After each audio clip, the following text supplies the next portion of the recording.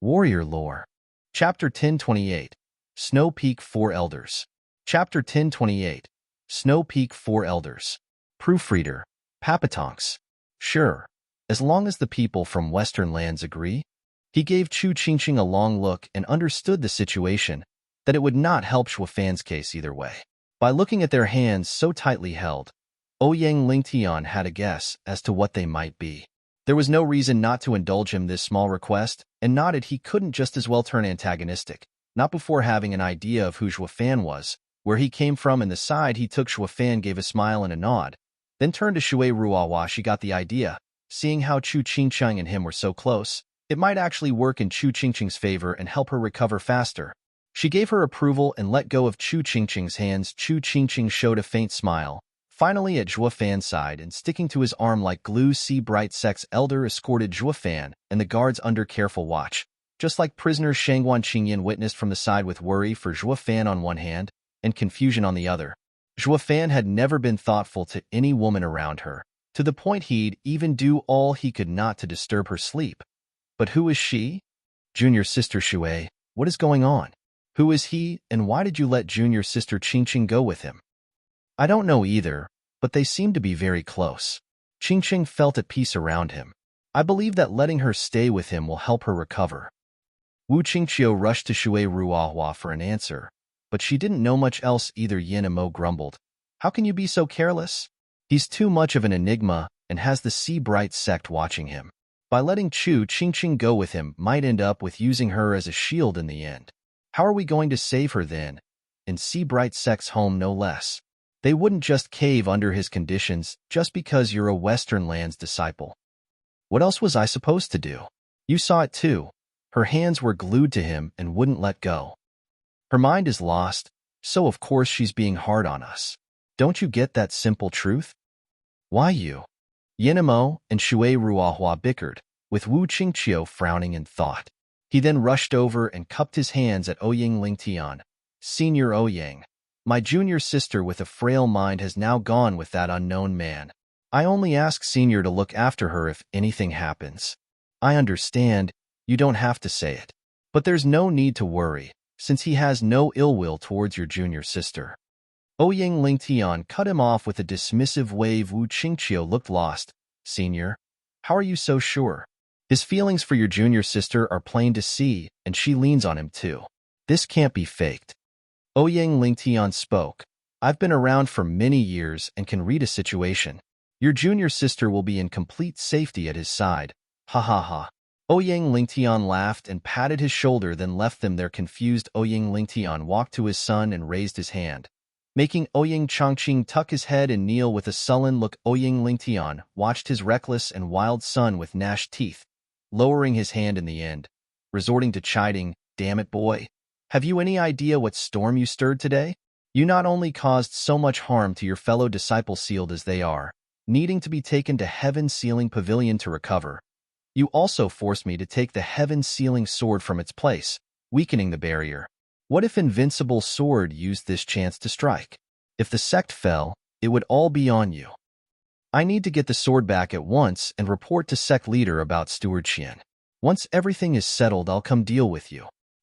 Ouyang Lingtian flicked his sleeve and flew away, leaving Ouyang Changqing with a pained gaze and disgruntled face. Then I wish for it to never settle. As long as Dad's busy, he won't deal with me. This Ouyang Changqing. Morong Shui could read him like a book, shaking her head and saying, Yenner, don't you think he hasn't matured one bit? Yenner Shangguan Qingyan wasn't there though. Wu Qingqiu had got Ouyang Lingtian's answer and consoled his group before leaving as well as he went. Wu Qingqiu's mind was deep in thought. Shui Ruahua suddenly found her path blocked by someone unexpected. Miss, are you? Shangguan Qingyan from Eastern Lands. She made a bow. Shui Ruahua looked puzzled. Miss Shangguan, why have you suddenly appeared like this? I want to know everything about that lady, down to the smallest detail. Can you tell me?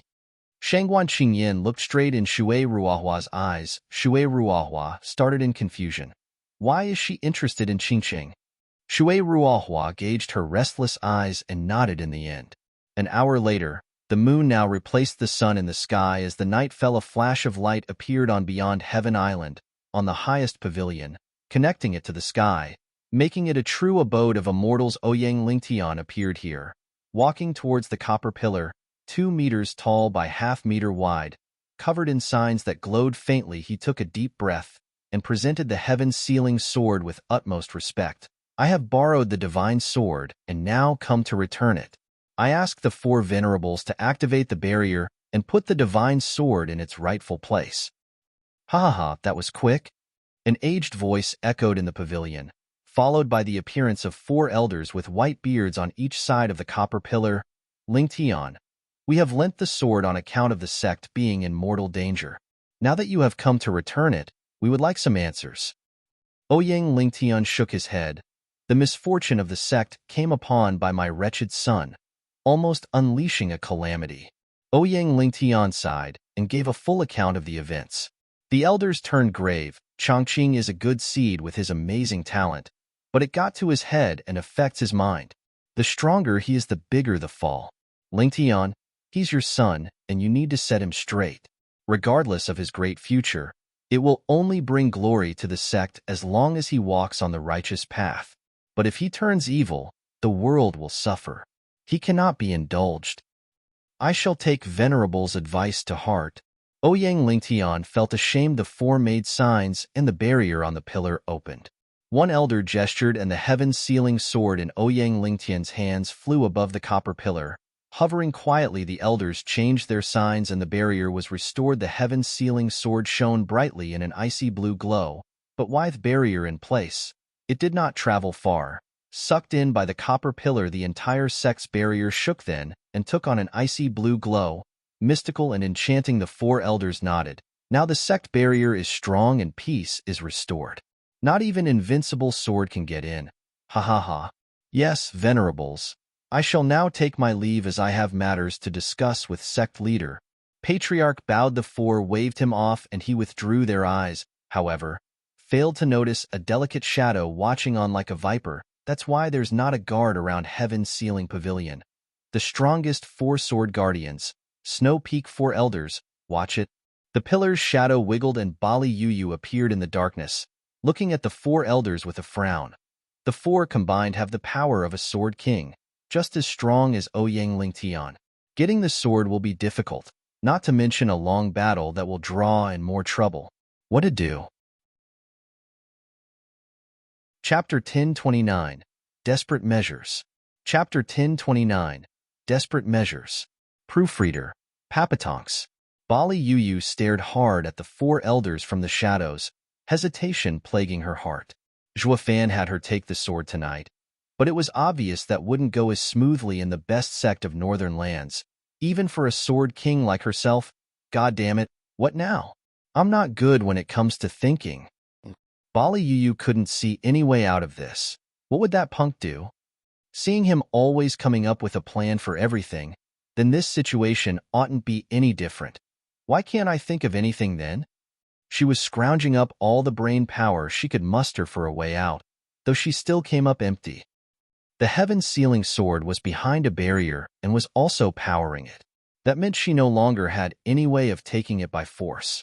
To say nothing of the 4 strong elders guarding it, it was a flawless defense that she had no way of breaching. Should I just go back and ask him? Thinking about it, Bali Yuyu's mind wandered, but then shook the thought away. No, I agreed to take the sword tonight. Getting stuck and going to him for help will only make him laugh at me. I am the great frigid rain sword king, for crying out loud. Though it's clear that force won't give me any result. What do I do then? What's more, I can't see any way of passing the unbreakable defense, so what could he do? Yeah, he can't do anything either. Besides, he had me come here to scout, while taking the sword over an afternoon is too hasty. His plan's the one with issues here, having nothing to do with me. Even if I dump this problem on him, he can't solve it either. Yep, definitely no solution. So there's no indignity in going back with an unsolvable problem.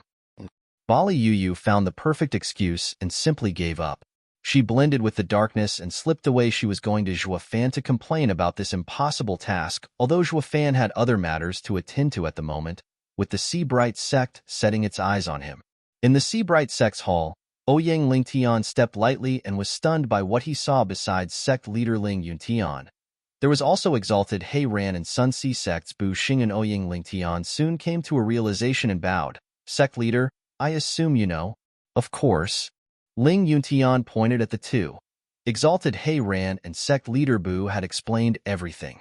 I knew there was something special about Steward Qian, but even I didn't think he'd be so extraordinary. I'm stunned to hear that he destroyed a spirit formed by the worldly power in one blow. You know as well as I that only with the help of a divine sword can we hope to fight back when the power of the world converges. Bu Xingyun rolled his eyes. Sect leader Ling, why are you still praising him? He's a spy, Central Areas. My sect has already found him out. This only proves it. That's too soon to tell. Exalted He Ran waved. His skills are baffling and equally strong, but there's little evidence to support he came to see Bright Sect for nefarious reasons. Wild speculation will only harm the innocent. Harm an innocent? What kind of good can a man of unknown background bring in coming to see Bright Sect? If not a Central Area spy, what? Here to wish long life at Sect Leader Ling's birthday? So what if he is innocent? In these times of crisis, desperate measures are a must, like culling all unknown elements. Absolutely not. It will only bring more problems if we just kill without finding out who he is. Exalted He Ran refuted that proposal, frowning at the dreaded outcome. Bu Xingyun mocked. Are you talking about the buzzing news about Devil Mountain's calamity? Humph. Exalted He Ran must now be paranoid. First of all, no one has ever seen Devil Mountain, and it can just as well be fake. Secondly, even if it's real, you think its disciples are all over the place? You think you're just going to bump into one at every step? The chances this time are high. Exalted He Ran winced. His strength is beyond comprehension. How many youths in the lands can match him? Who else but Devil Mountain could bring about such a disciple? If he does come from there, all the more reason we cannot mess with him. Devil Mountain must have sapped all your nerves. If Devil Mountain's disciple is against Northern lands, are we just going to watch with a smile? Devil Mountain never involves itself with secular matters. As long as we don't touch them, they won't bother us either. What if they touch us? No, this has never happened before. All right. Ling Yuntian stepped in their quarrel, shouting, This is the Sea Bright Sect. We decide how we handle suspects here. It's not your problem to consider. The two huffed in anger. Ling Yuntian sighed and said, Lingtian, how did you deal with him? I dared not do anything without sect leader's approval. From what I've learned of his actions, he is not just anyone and would not make things harder. For now, the elders have sealed their Yuan Qi and placed it behind a barrier, awaiting sect leader's orders. And what about the matter of the sealed soaring sword? Ling Yuntian asked. Ouyang Lingtian shook his head. The sealing and breaking ways from the heaven-sealing sword we know of should be supreme. But it seems this seal on soaring sword is so strange that neither method, or any other, work. It makes us wonder who the culprit could be to know of such incredible sealing. We will need time to research it before we can break it. Shangguan Feixiong is one stubborn fool, insisting on releasing the seal all by himself, even after half a year of fruitless results. If it hadn't been for us two old men stumbling upon this 3 days ago, we might have never known. Ha ha ha, exalted He Ran sighed. Ouyang Lingtian nodded. He Ran, you have the cheek to say that? You'd never tell us either. It'd still be in the dark if it weren't for Murong Lai calling me to help. The old coot had us keep our lips sealed so he wouldn't look bad. You two geezers have no sense of priorities to actually agree with him. Ouyang Lingtian rolled his eyes. Ling Yuntian turned grave. The unsealing of the soaring sword takes the highest priority as of now. Once the seal is lifted and all leaders of every land gathered, we can then investigate Steward Qian and discuss how to address the issue. They all agreed, with only Bu Xingyun grumbling, just kill him and be done with it. Also, Ling Yuntian glared at him. Sect leader Bu, you're in Sea Bright Sect. Could you please respect our rules? Keep your eyes to yourself. Ugh. Bu Xingyun winced. Sect leader Ling, what's that supposed to mean? Ha ha, Sect leader Bu is sure to know. In the Sea Bright Sect, I know everything that's happening. You had your disciple monitor Qian Fan's group. How else would you have known so fast and be the first to report to me on this matter? I am only doing it for the safety of Seabright Sect. Sect leader Ling, please don't misunderstand. Bu Xingyun gave a forced smile paw. Ling Yuntian patted his shoulder with a smile. If sect leader Bu wants me not to misunderstand, then please take actions that aren't subjected to suspicion. Try not to overstep again. Bu Xingyun gave him a long look and shook as he nodded. This guy ain't as kind on the inside as on the outside. In a rather spacious cell, Zhuo Fan's team sat calmly with their cultivation sealed. The walls were unbreakable and even many spatial barriers in place to prevent any from getting out. Shower was the only one overlooked. The Seabright Sect elders buying into her actually genuine childish act. How tough could a child be? Zhuo Fan looked calm, ignoring the dark mood in the cell, holding on to the pretty girl's hand. Sir, what do we do now? It's completely opposite from our plan. One guard asked. Zhuo Fan shook his head. If the plan can't keep up with reality, it can only adapt to include the changes. At worst, we'll be waiting a few days in here before we get to work. They're not letting us out of their sights. Is Sir that sure? Why else would I be so calm? Now stop talking. Zhuo Fan glared at him and sighed as he turned to the numb Chu Qingqing. I'm happy that this at least lets us be together. With how dangerous the trip to the North Sea is, even one moment more is enough. Clap. Clapping resounded in the empty place, followed by laughter. Ha ha ha, I was right. Brother Zhuo, it's really you. You're still alive and finally came back. Chapter 1030, Constant Visitation. Chapter 1030, Constant Visitation. Proofreader, Papatonks. With a shaky brow behind the eagle mask, Zhuo Fan looked beyond the bars on reflex. The jail door opened with a creak and the unchanged figure of Wu Qingqiu stepped in before him with a pleased smile. He looked in excitement as he got closer and closer to Zhuo Fan. Zhuo Fan shook his head with a chuckle. What gave it away? Of everyone on this heaven's green earth, only Brother Zhuo would ever feel so much love for junior sister Qingqing. This goes both ways as well, with junior sister Qingqing only ever trusting Brother Zhuo from the bottom of her heart. Wu Qingqiu's eyes shone and sighed. I had a hard time believing that a good friend who has been gone for so many years would appear before me. It was thanks to Senior Ouyang's words that had me jump to such a wild conclusion.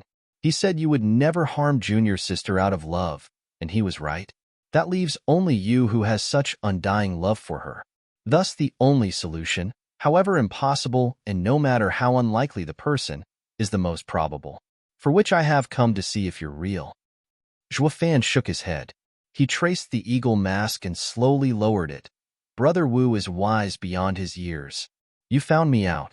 Without me or Yi Lin back then, Western Lands would have had you as its best disciple.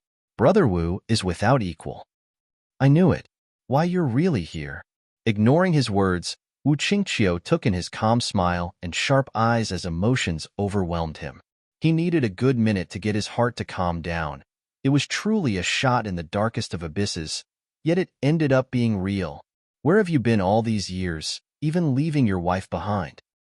Zhuo Fan looked back and said nothing. Wu Qingqiu glanced at the ever-soothed yet vacant Chu Qingqing on his arm with a crestfallen look. A man always wants to leave his mark. Whatever business you had that needed finishing, no one could have stopped you. Junior sister Qingqing is very reasonable and would have let you go. The least you could have done was to come back safely and not do this to junior sister.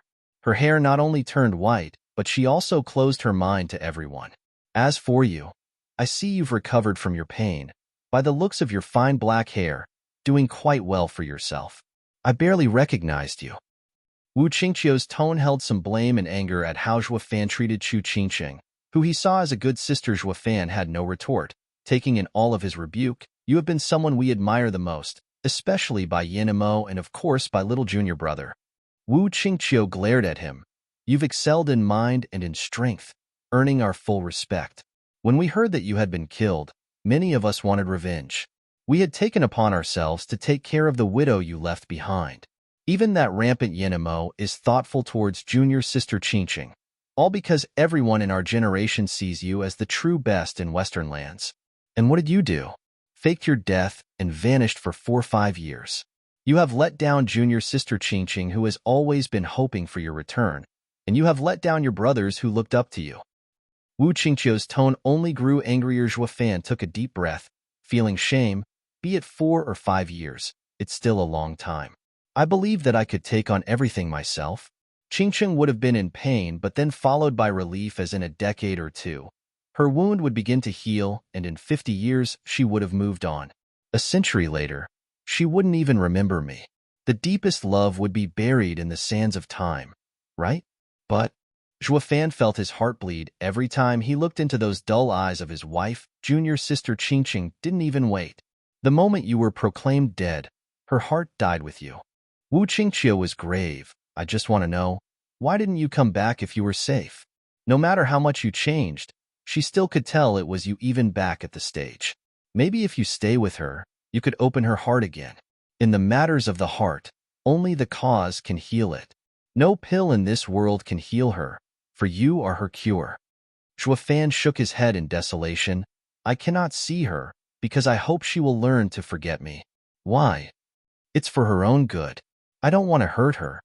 Fan squeezed her hand. If I die tomorrow, am I supposed to let her die with me? Wu Qingqiu started. What's that supposed to mean? My life isn't my own and can be reaped at a whim. I just don't want to burden her. Fan gave a long sigh. Wu Qingqiu was stunned. I may not know what trouble you're in, but I can see your point. Are you saying that all you've done was for her to live? Fan nodded, his eyes glazing from being weary. Oh, sorry. I forgot myself there. I should have known you'd never be so cruel to junior sister Qingqing. Wu Qingqiu relented and bowed after some thought. Fan waved his hand. It's fine. Telling me off actually made me feel a bit better.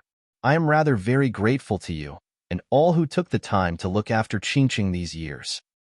Wu Qingqiu shook his head. It's what a fellow brother does, all natural. What natural? You don't understand women at all. A nagging voice came out from behind, if I may say so, and the eldest senior brother of Double Dragon Manor. You should be tearing into this cruel man for dumping his wife. The two looked back to see with a start that it was Shangguan Qingyin with red eyes from crying, and looking at them with indignation. Fan was puzzled. What are you doing here? What do you think the jail of Seabright Sect is? This isn't a playground. Yeah, I told seniors outside not to let anyone disturb us. Why can you? Wu Qingqiu looked baffled at her bang. Shangguan Qingyin stomped on her way over, cursing in the meantime. I know you're Double Dragon Manor's eldest senior brother Wu Qingqiu, and that those seniors let you in because of your importance in Double Dragon Manor, but you're just a disciple. I, however, am the young miss of the Shangguan clan, the apple of my father's eye. So who do you think those oldies will favor more? Ugh. Wu Qingqiu was lost for words. True, Double Dragon Manor is leading Western lands, but I'm just a disciple within its grounds. No matter how much favor I have, it'll last for a few decades tops. When the next batch of new guys come, I'll soon be forgotten. While the Shangguan clan of Eastern lands would always hold their young miss in the highest regard regardless. Their statuses were just worlds apart. Those oldies would of course not step on Eastern lands. Young miss toes the most. Wu Qingqiu rolled his eyes and grumbled. Seabright Sect's elders sure are tough. He failed to notice that they wouldn't let a Western lands disciple see their greatest suspect unless they were tough. It was all due to not wanting to piss off Double Dragon Manor that was behind him that they let him through, as pissing off Double Dragon Manor meant pissing off all of Western lands. They couldn't take the blame. The same went for Shangguan Qingyin, so this young missy stormed into the jail and right in Fan's face as she glared. Young Miss Shangguan, did I do something to anger you? Fan looked confused. Shangguan Qingyin's lip trembled and nodded. Yeah, you did, because you have no clue what women think. Come again? Fan paused, turning to Wu Qingqiu for answers, but he was just as clueless, offering an unhelpful shrug. Fan, I know all about you and your wife, every single detail. Shangguan Qingyin's eyes flared with anger. You've gone through so much together, so why are you such a blockhead? Don't you see what she wants? Fan winced, turning grave. Chapter 1031, Breakout. Chapter 1031, Breakout. Proofreader, Papatonks. Staring at Fan's clueless face, Shangguan Qingyin sighed and her features softened. You said in the central area that you abandoned your wife because she would die with you, right? But what if that was what she wanted? Well, I didn't. Zhuofan spoke heavily. I just couldn't have her enter hell because of me. It's like pushing her into the abyss. I'm no saint, but this is something I could never do. Yet your wife was more than happy to join you in hell. No, unacceptable. Zhuofan shook his head. She wants to be with me, so of course I want to as well. But being selfish for a brief period would get her killed, something I don't want to see. That's why it's better if she forgets me.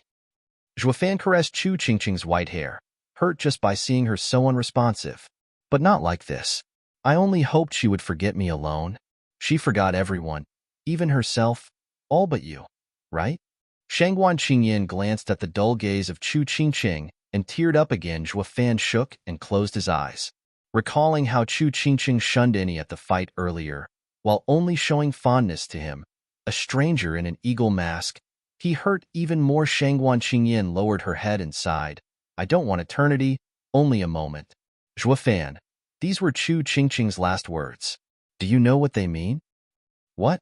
I've pressed senior sister Ruahua for every detail, and she said Miss Chu had always been muttering this right before she lost herself. Shangguan Qingyan sighed. Sir Zhua is a man of lofty ambitions and achievements, be it as Zhuofan or Gu Yifan. Any place that he's found in is bound to be overturned and danger to follow. Miss Chu was ready. Since she chose you, she was willing to accept everything. She didn't mind not spending eternity together, as long as she was there next to you. This was her deepest wish, but you had been so selfish and decided by yourself to cut it off. You said it's all for her, so she could be safe and away from you. But did you ever stop to think what she wanted? You gave her all you could, but robbed her of all she wanted. She is living well, but she might as well be dead. Sir Zhua, is this your love for her? Such selfishness. Zhuofan's eyes shook. His body trembled, filled with regret as he looked at Chu Qingqing's dull features. I was truly wrong.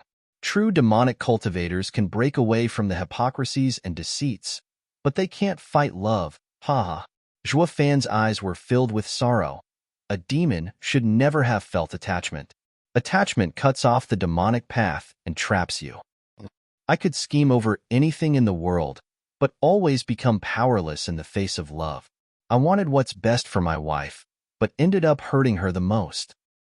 If this was a backlash, then Zhuofan admitted he failed in this aspect. Not only was his wife hurt, but he was crushed in this battle as well.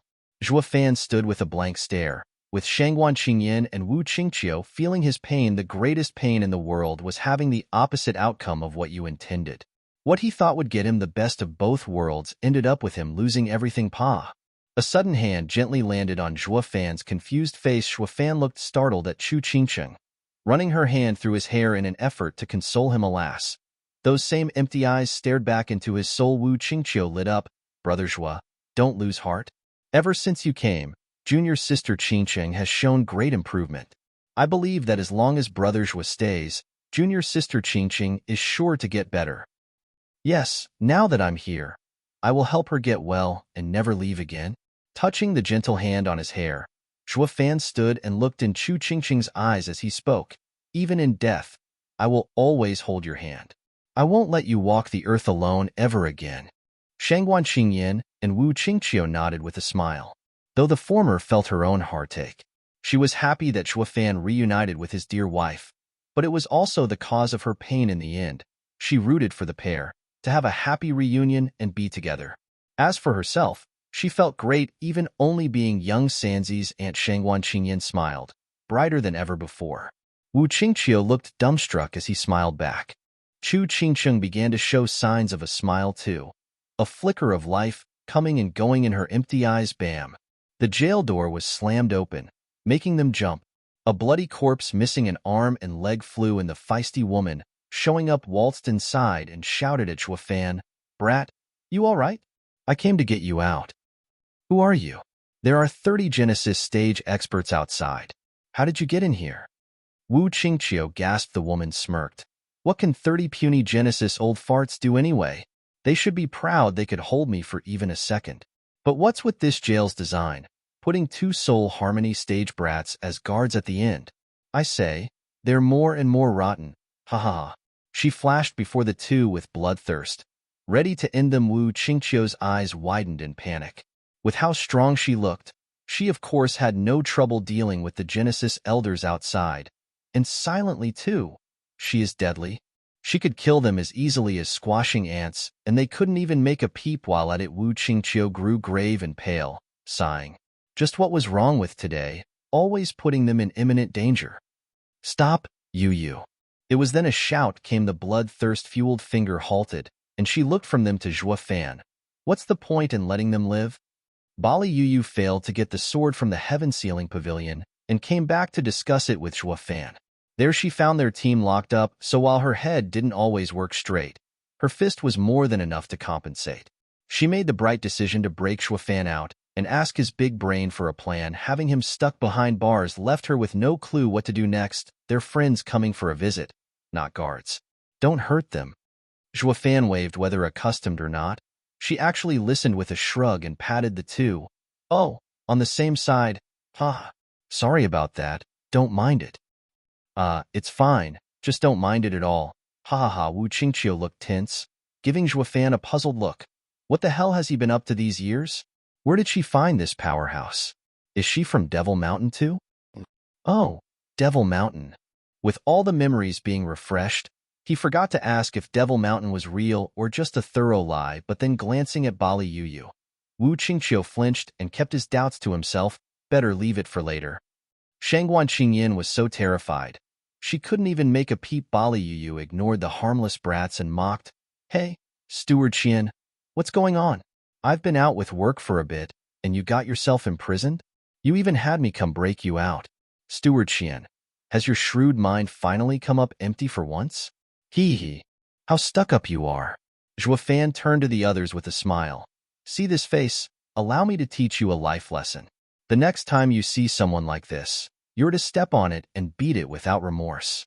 For the moment one gets cocky over nothing, you'll come to regret having not hit it when you could. Bali Yu giggled, but then her face sank. Chapter 1032. You can go. Chapter 1032. You can go. Proofreader. Papatonks. Bali Yu gnashed her teeth and spat. Rotten punk.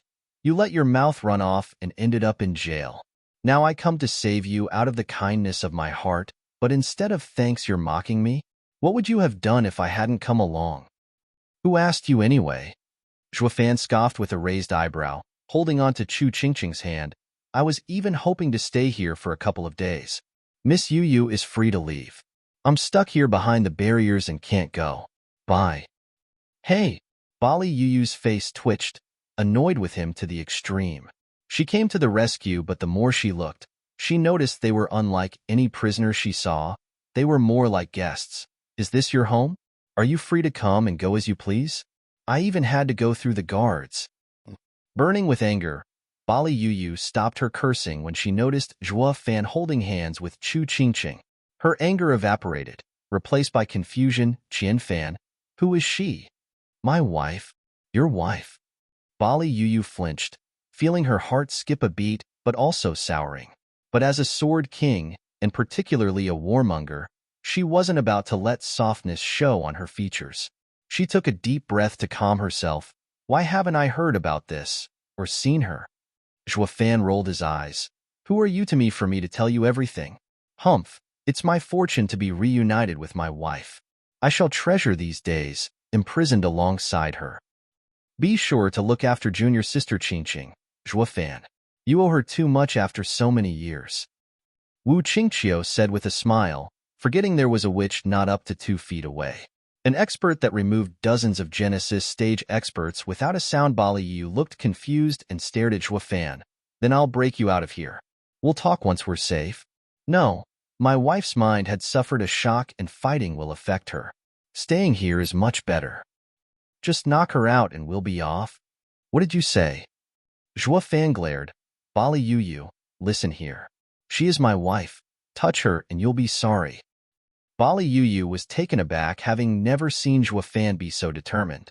She knew the girl was very important to him and sighed with a lowered head. One guard mediated. Sir, Miss Yu is only thinking of your own good. There's no need to turn cruel over a simple refusal. Ha. This isn't about keeping calm. I won't let anyone touch her. Zhuofan held Chu Qingqing as he spoke with resolve. Bali Yuyu's face fell and gnashed her teeth. Shangguan Qingyin shook her head, feeling sad. Zhuofan is more careful with Chu Qingqing than with any other girl. Senior sister Ruahua was right. Zhuofan and Chu Qingqing were protective of each other, with no one able to separate them. Wu Qingqiu's face twitched and asked his most pressing question.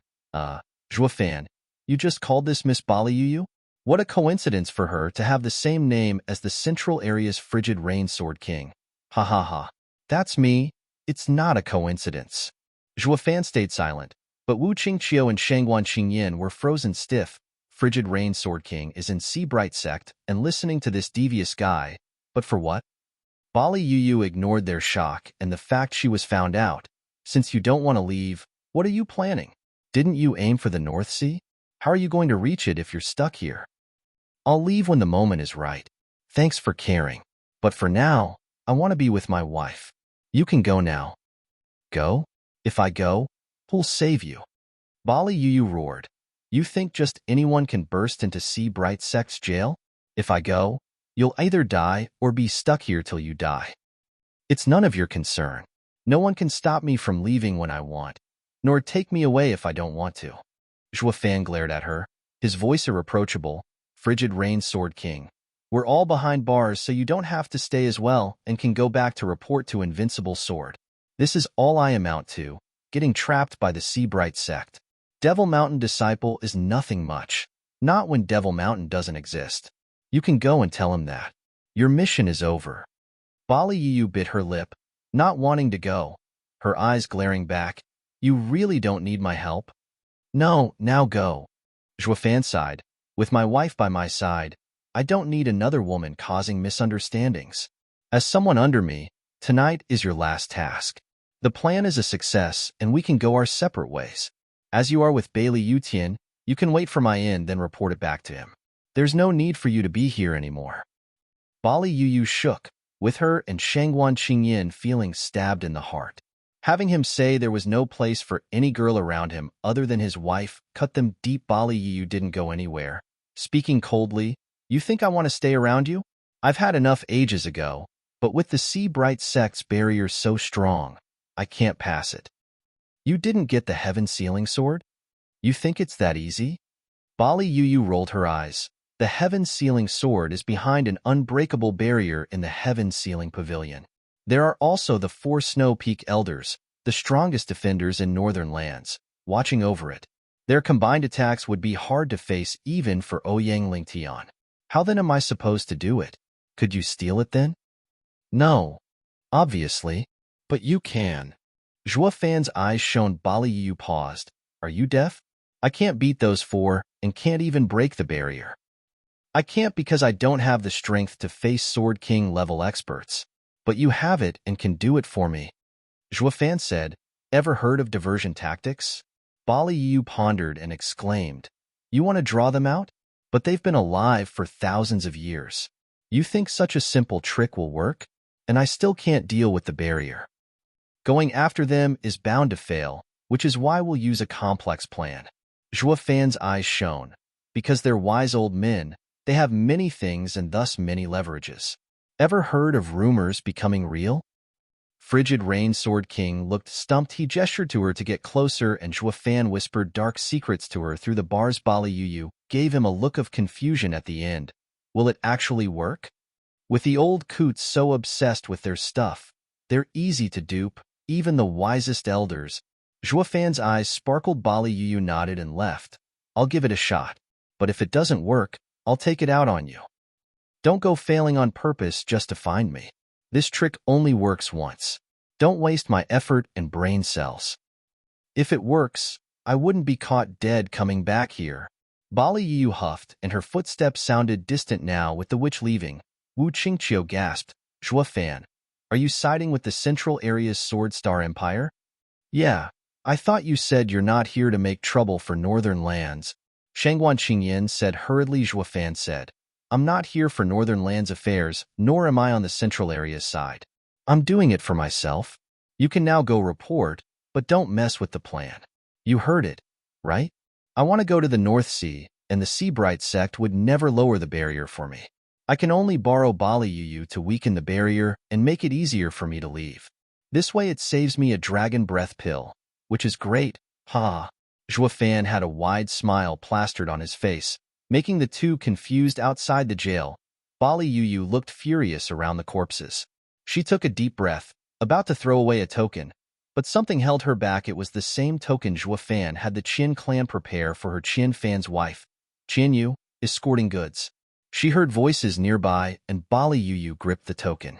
She sniffed as her eyes teared over. She put the token away and flew for the heaven-sealing pavilion. Chapter 1033, Robbery. Chapter 1033, Robbery. Proofreader, Papatonks. The stars shone bright on this quiet night. The four elders in the heaven-sealing pavilion sat on each side of the copper pillar with closed eyes. Heaven-sealing sword was still shining blue, radiating power taken by the barrier boom. A sudden explosion tore the tranquility, with a huge fire breaking out 5 kilometers from beyond Heaven Island. The flames reached high in the sky, with the clouds reflecting a deep red. The four elders flinched awake, looking at the fire in the distance, and heard the resulting ruckus. The sect members were running around to deal with it. What's going on? What could have made that noise inside the sect? One elder stroked his beard. Another elder shook his head and closed his eyes. Doesn't matter. At worst, sect leader and Ling Tian will deal with it. We just need to do our job and guard this place. Nothing else matters than doing our part. The others regained calm after a pause, just sitting there in silence. Report. Yet 15 minutes later, a panicked shout reached the pavilion. A Seabright sect disciple flew before the four and started lamenting. Venerables, this is bad. Invincible Sword and 5 Sword Kings have broken in. Seabright sect Ling has fallen and senior uncle Ouyang Ling Tian is barely holding on. You have to help him, Venerables. What? The calm elders snapped their eyes open and stared at him in disbelief. Are you sure? How? When our barrier is unbreakable. Invincible Sword would have no reason to be here either way. Why would they make such a sudden attack? For what purpose? The guy didn't say anything, just looking frightened, being scared out of his mind and unable to calm down. Hey, which elder's disciple are you? Why aren't you answering? One venerable squinted and shouted in suspicion. Did you see Invincible Sword and his team? Did you see the sect leader die? The guy barely squeezed a word through the terror. Why, yes. The four elders grumbled. What's with him acting so weird? His earlier report was clear, so why was he now stuttering so much? Venerables, get the heaven-sealing sword, quickly. Another shout came to the pavilion before they could make some sense of it all. A second disciple rushed in. Looking miserable, he slumped at their feet and urged, Senior Uncle Ling Tian is hurt badly. Double Dragon Manor and Shangguan clan have suffered severe casualties and can't hold on. Senior Uncle requests that Venerables go and help with the divine sword. He then spurted blood and fell unconscious from his heavy wounds. The four were alarmed. Is the battle outside that fierce? They've taken out the main resistance. Is the enemy that strong? The four looked shocked, but recalling Invincible Sword, they were instantly sure. With that old monster leading the charge, and with the help of a divine sword, it'll be hard to stop him. 3 elders turned to the eldest brother. The elder frowned, his heart in chaos. He figured the best thing to do now was to understand what was happening, but it all happened so fast that there was no time. With the situation out of control and unable to make sense of it all, what am I supposed to do? Venerable, save us. A wail came from outside. The 4 elders' hearts thumped with worry this time. It was a female disciple bursting in, covered in wounds and her eyes filled with blood. She wept, Venerables, Senior Uncle Ouyang. The 4 elders shook, hurriedly asking, what happened to Ling Tian? Senior Uncle was killed by Invincible Sword. The girl twitched one more time and cried as she fell unconscious as well. The 4 elders no longer looked at her, each shocked to the core. Ouyang Ling Tian, the strongest in northern lands and the only one to use the heaven-sealing sword to its full power, had just died at Invincible Sword's hands. The future of Seabright sect was now ruined. All those thousands of years of glorious history brought to an abrupt end. The 4 panicked and their hearts sank. The noise outside only grew louder. One elder jolted back to his senses and said, "Eldest brother, we need to help the sect. We can't sit around while our disciples are being wiped out. There is no sect without them." "Yes, but there's rules regarding the sword." The High Venerable no longer sat around thinking. Turning to the heaven-sealing sword with hesitation, "The sword can never leave the pavilion, only in special circumstances." "If we take the sword then?" The other three elders cried out, "Eldest brother, we don't have time to mind the rules. Without the heaven-sealing sword, we can't stop invincible sword sundering sword. Are you trying to let him kill more of us? This is an emergency, and we don't have time to worry about that now. Are you afraid of losing the heaven-sealing sword?" High Venerable looked at them, and then he nodded. "Yes, it's an emergency. Stopping the old monster comes first. This entire situation feels strange, but we need to act fast."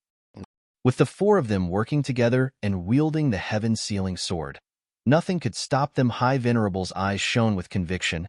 "Release the barrier and take the sword." The other three nodded and made signs. Ripples began to spread from the barrier around the sword. The barrier then opened and allowed for the cold aura of the heaven-sealing sword to spread outside. It then began to hum, shaking and hovering above the copper pillar. High Venerable reached out for it. Whoosh. The sword turned into a cold glow and flew towards him. Whoosh. Silver sword energy waves came from nowhere just then, shooting for the elders. The dreaded aura they carried made them shiver and feel death breathing down their necks. The four jumped away to dodge. Bam! While they got out of the way, the heaven-sealing sword could not. With a clang, the sacred weapon got sent hurtling through the air. It was no longer able to tell where High Venerable was, and just spun in place. It was then a woman flashed before the four and grabbed heaven-sealing sword.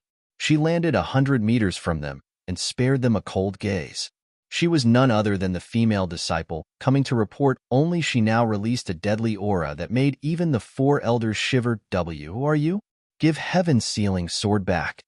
The four elders shouted at once, clenching their fists. She, however, made the wise choice to ignore them, looking at the divine sword with a flat look, devoid of any joy she might have hoped. Chapter 1034. He Must Die. Chapter 1034. He Must Die. Proofreader. Papatonks. Those geezers have been around for thousands of years, and a simple diversion won't work. Even if they do fall for it, you won't be getting the heaven-sealing sword from behind the barrier. The best tactic is to use a lure so they would take it out themselves. As for what could possibly drive them to shirk their duty and rely on the sword? Easy, when the sect is in grave peril. The geezers would die for the sect. It is everything to them, while also their only achievement and weakness. You just have to bait them, and all will fall into place. As for how to do it, the three-person confirmation method. I know these weasels are shrewd and hard to dupe, but as more people say the same thing, they have to believe it. No matter how suspicious, human nature is the same. We don't even need to believe it fully either, just enough to consider the loud ruckus as grave danger. Just to be safe, they would then take the sword out. With how no lie is perfect, you will have to act fast. In the heat of the moment, those geezers are too distraught to pay attention to everything. Adding to that, the unhealthy confidence experts tend to have, ha ha ha. Once you take the sword, take care of yourself, frigid rain sword king. As she stared at the silent heaven-sealing sword in her hand, she replayed Zhua Fan's words in her mind. Bali Yuyu's lip quivered, then glared at the four with fury. "What the hell is wrong with you old coots? Are you that stupid to fall for his dumb trick? Have your brains turned to mush?" Ugh. The four elders looked at each other with dumb looks. What's she on about? She took out the divine sword and now blames us for being duped? It sounds more like she didn't want to do it but was forced. What kind of skewed logic is that? Are there people in this world that are forced to rob themselves? Or is this broad just mocking us? Curses, this is mortifying. It's not enough you stole our sword. Now you had to insult our intelligence too? Girl, who are you? How dare you steal our divine sword? Give it back now and we'll spare you. The elders roared. Bali Yuyu mocked their kind offer. Decrepit old fools, save your flimsy speech for your sea-bright sect disciples. You have no chance of scaring the likes of Bali Yuyu. The frigid rain sword king Bali Yuyu? The four elders gasped, "What are you doing here? How did you get into our sect?" Bali Yu grinned. "Like, getting in here was difficult. I just had to stroll right in. Humph. Now I can leave, and none of you can stop me. Take care."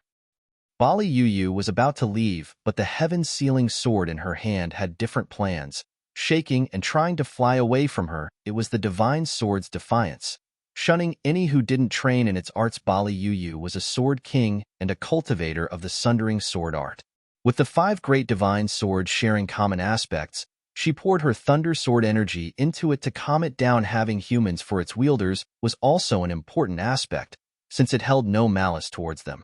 If it were a sacred beast instead, the divine sword would go berserk in trying to tear the beast to pieces once the divine sword settled. Bali Yu made a sign and placed it in her ring. "Bali Yu, give it back or you're going to die here." Heaven's sealing sword was now in the enemy's bag, making the four Snow Peak elders shout at her and attack. Cold sword waves came at Bali Yu from all around her. She gave a smirk of disdain and flared her aura. Her hands flickered and thunder cracked the air, deflecting the sword waves' boom. A chain of devastating explosions resounded as the heaven-sealing pavilion blew up, with the horizon taking on a glowing silvery hue when dust settled and all noise died. The four Snow Peak elders found no sign of frigid rain sword king. She was gone before they knew it. The four elders were a match for even Ouyang Lingtian, making it impossible for her to beat them. The same, however, applied for them, with both sides holding equal power. Getting the sword from them was impossible as it was for the four to stop her. So while they were flinging threats, they knew the minute the Bali Yu got to the heaven-sealing sword, they had no chance of getting it back. That attack they did was only out of duty. The four watched the empty night sky filled with regret. In another area, people had the burning place surrounded, with Ouyang Lingtian, Ling Yuntian, and Exalted Double Dragon among them. Seabright sect's disciples and elders watched from the side, making sure nothing escaped their notice. Despite finding nothing, sect leader Ling, "What is this place?" Morong Lai frowned, looking at the blazing fire. They had to be very strong to have ruined this place so quickly, at the level of the best in the land. But what's so important here that would make them cause such destruction? The others turned to Ling Yuntian. Ling Yuntian sighed. "This is the alchemy house of the Seabright sect, where many pills are refined. Are they aiming to cripple our pill supply?" "That has to be it. Central Area's spies must have slipped in and started causing havoc." Bu Xingyu nodded and cupped his hands. "Sect leader Ling, please double the search parties and find them as soon as possible. There seems to be more of them besides that Qin caravan. We need to hold Qian Fan for questioning." The other mulled a bit and agreed. Ling Yuntian fell silent, still in thought. Ouyang Lingtian smiled. "Sect leader, it's like you don't see it as a spy attack.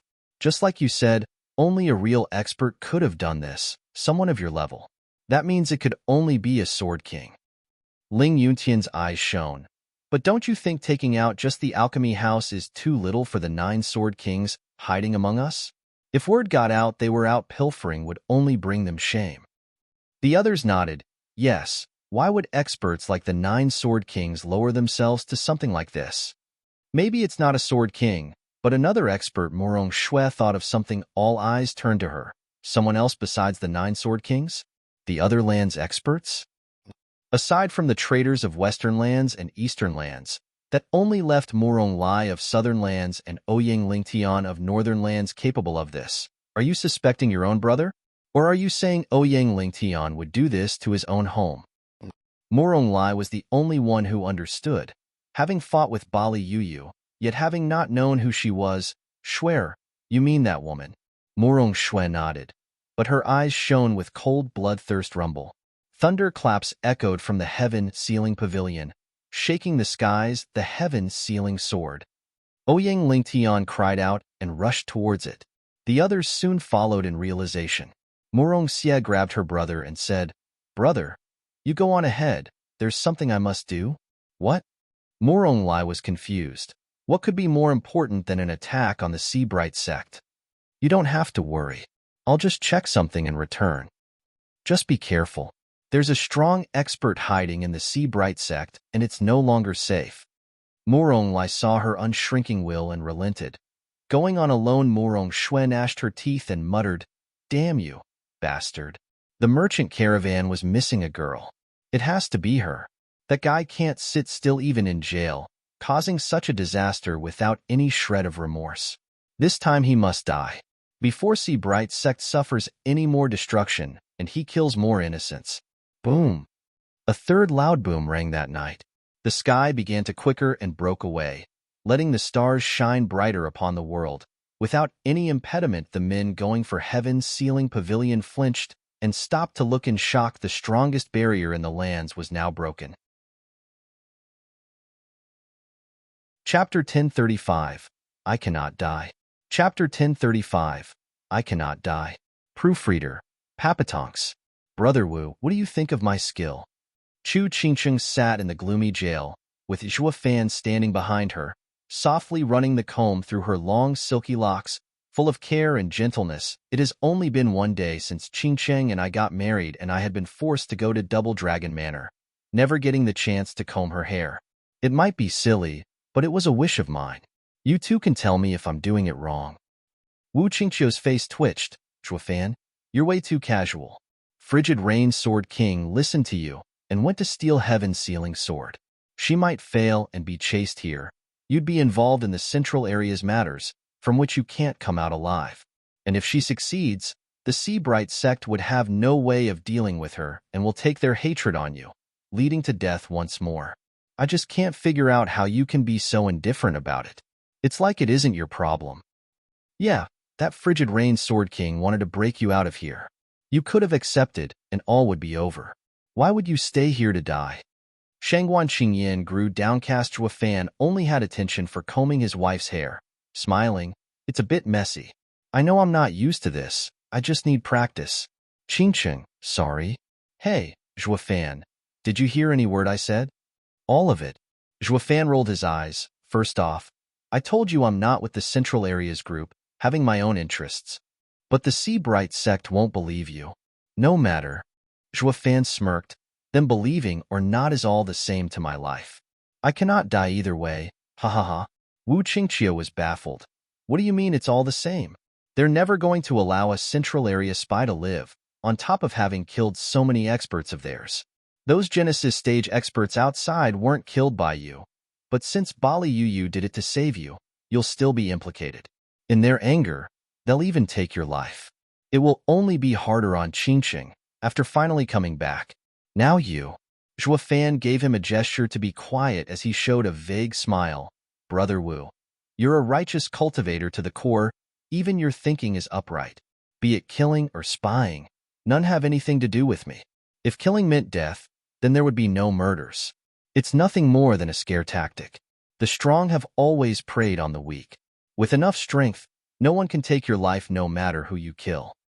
Zhua Fan paced around, tending to Chu Qingcheng's fine locks, his gentle care in complete dissonance with his cruel tone. Wu Qingqiu sighed.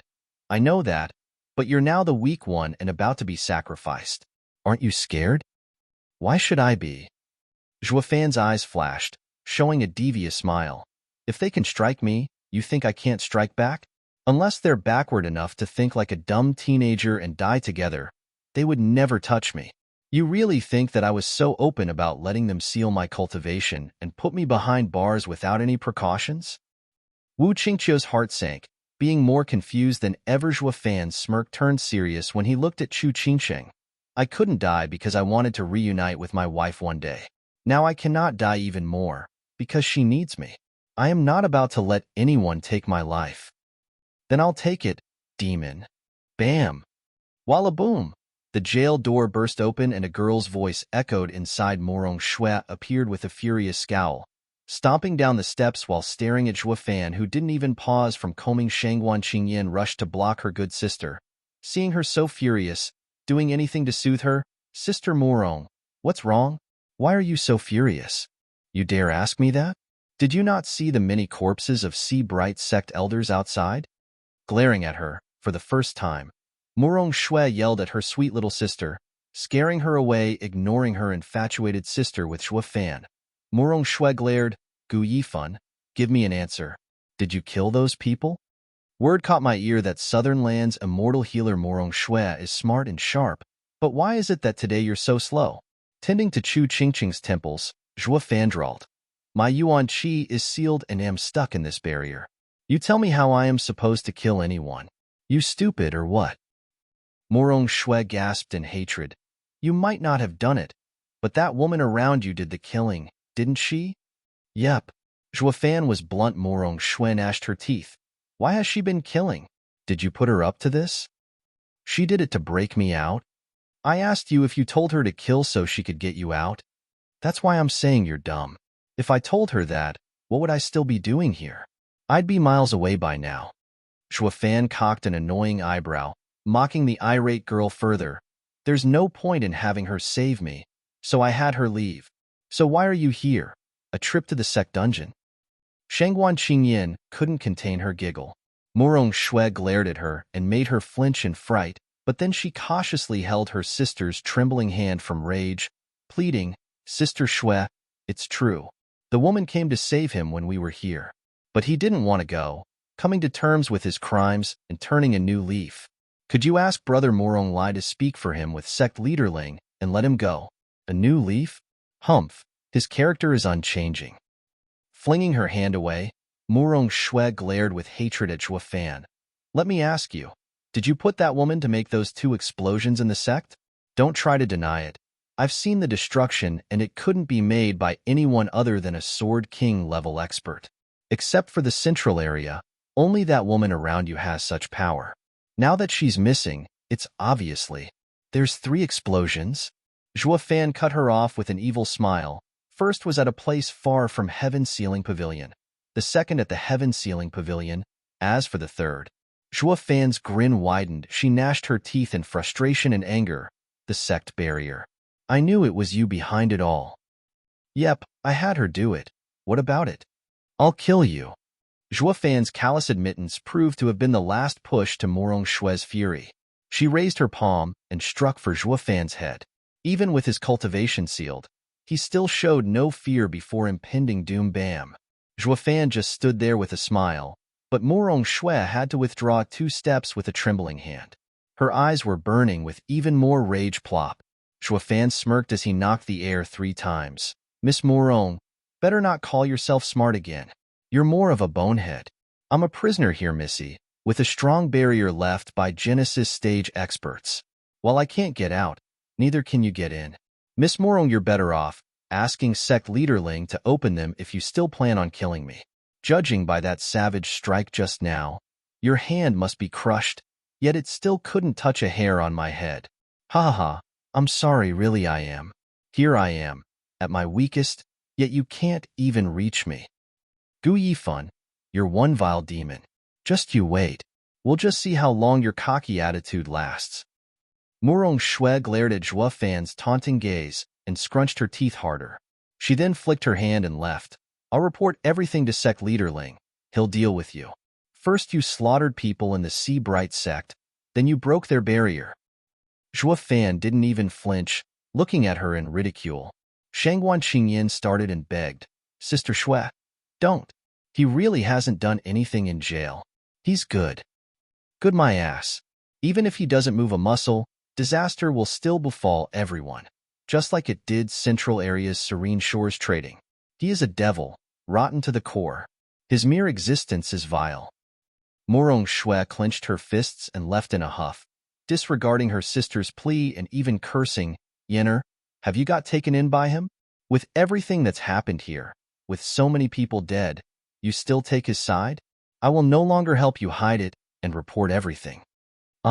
No, Sister Shui. Shangguan Qingyan cried after her, and Wu Qingqiu sighed. This is a huge mess, Brother Zhuo. What are you going to do? Nothing, just wait and see. Aren't you scared the Sea Bright sect will execute you? They won't even try, moreover. Zhuo Fan quirked a smile. This only cements my safety. For now I have 2 blades and soon the 3rd. Ha ha ha. Wu Qingqiu was baffled, feeling like Zhuo Fan had cast a net that spread over everyone, putting them on edge. Chapter 1036, Mastermind. Chapter 1036, Mastermind. Proofreader, Papatonks. Sister Shui, don't do it. Give him another chance. Shut up. I've given him plenty of chances, which is why so many innocents are now dead. That foul demon has to be put down now, before he brings about an even greater disaster. Sister Shui, it's really not him, but the one under him, who acted in his stead. Murong Shui and Shangguan Qingyan were fighting while walking for Seabright Sect's main hall. Shangguan Qingyan pleaded while Murong Shui would always throw her reasons aside. Flaring in anger, he is a plague. His end will settle everything. You've been infatuated with him and can't see him for who he is. You even had me go along with this charade. But there's no point talking about this. I shall do the world this favor, for the greater good. She shrugged Shangguan Qingyan's hand off and stormed into the main hall. Shangguan Qingyan was looking erratic as she followed after her. They, however, were left speechless as they came in. No longer saying a word, the mood was tense and heavy. The thick air was so oppressive it made it hard to breathe. There was not a single sound, not even from a random animal.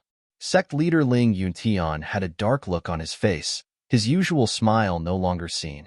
Ouyang Lingtian, Murong Lai and Exalted Double Dragon and many others were tense too. Before them were 4 elders, stricken with guilt and lowered heads in shame.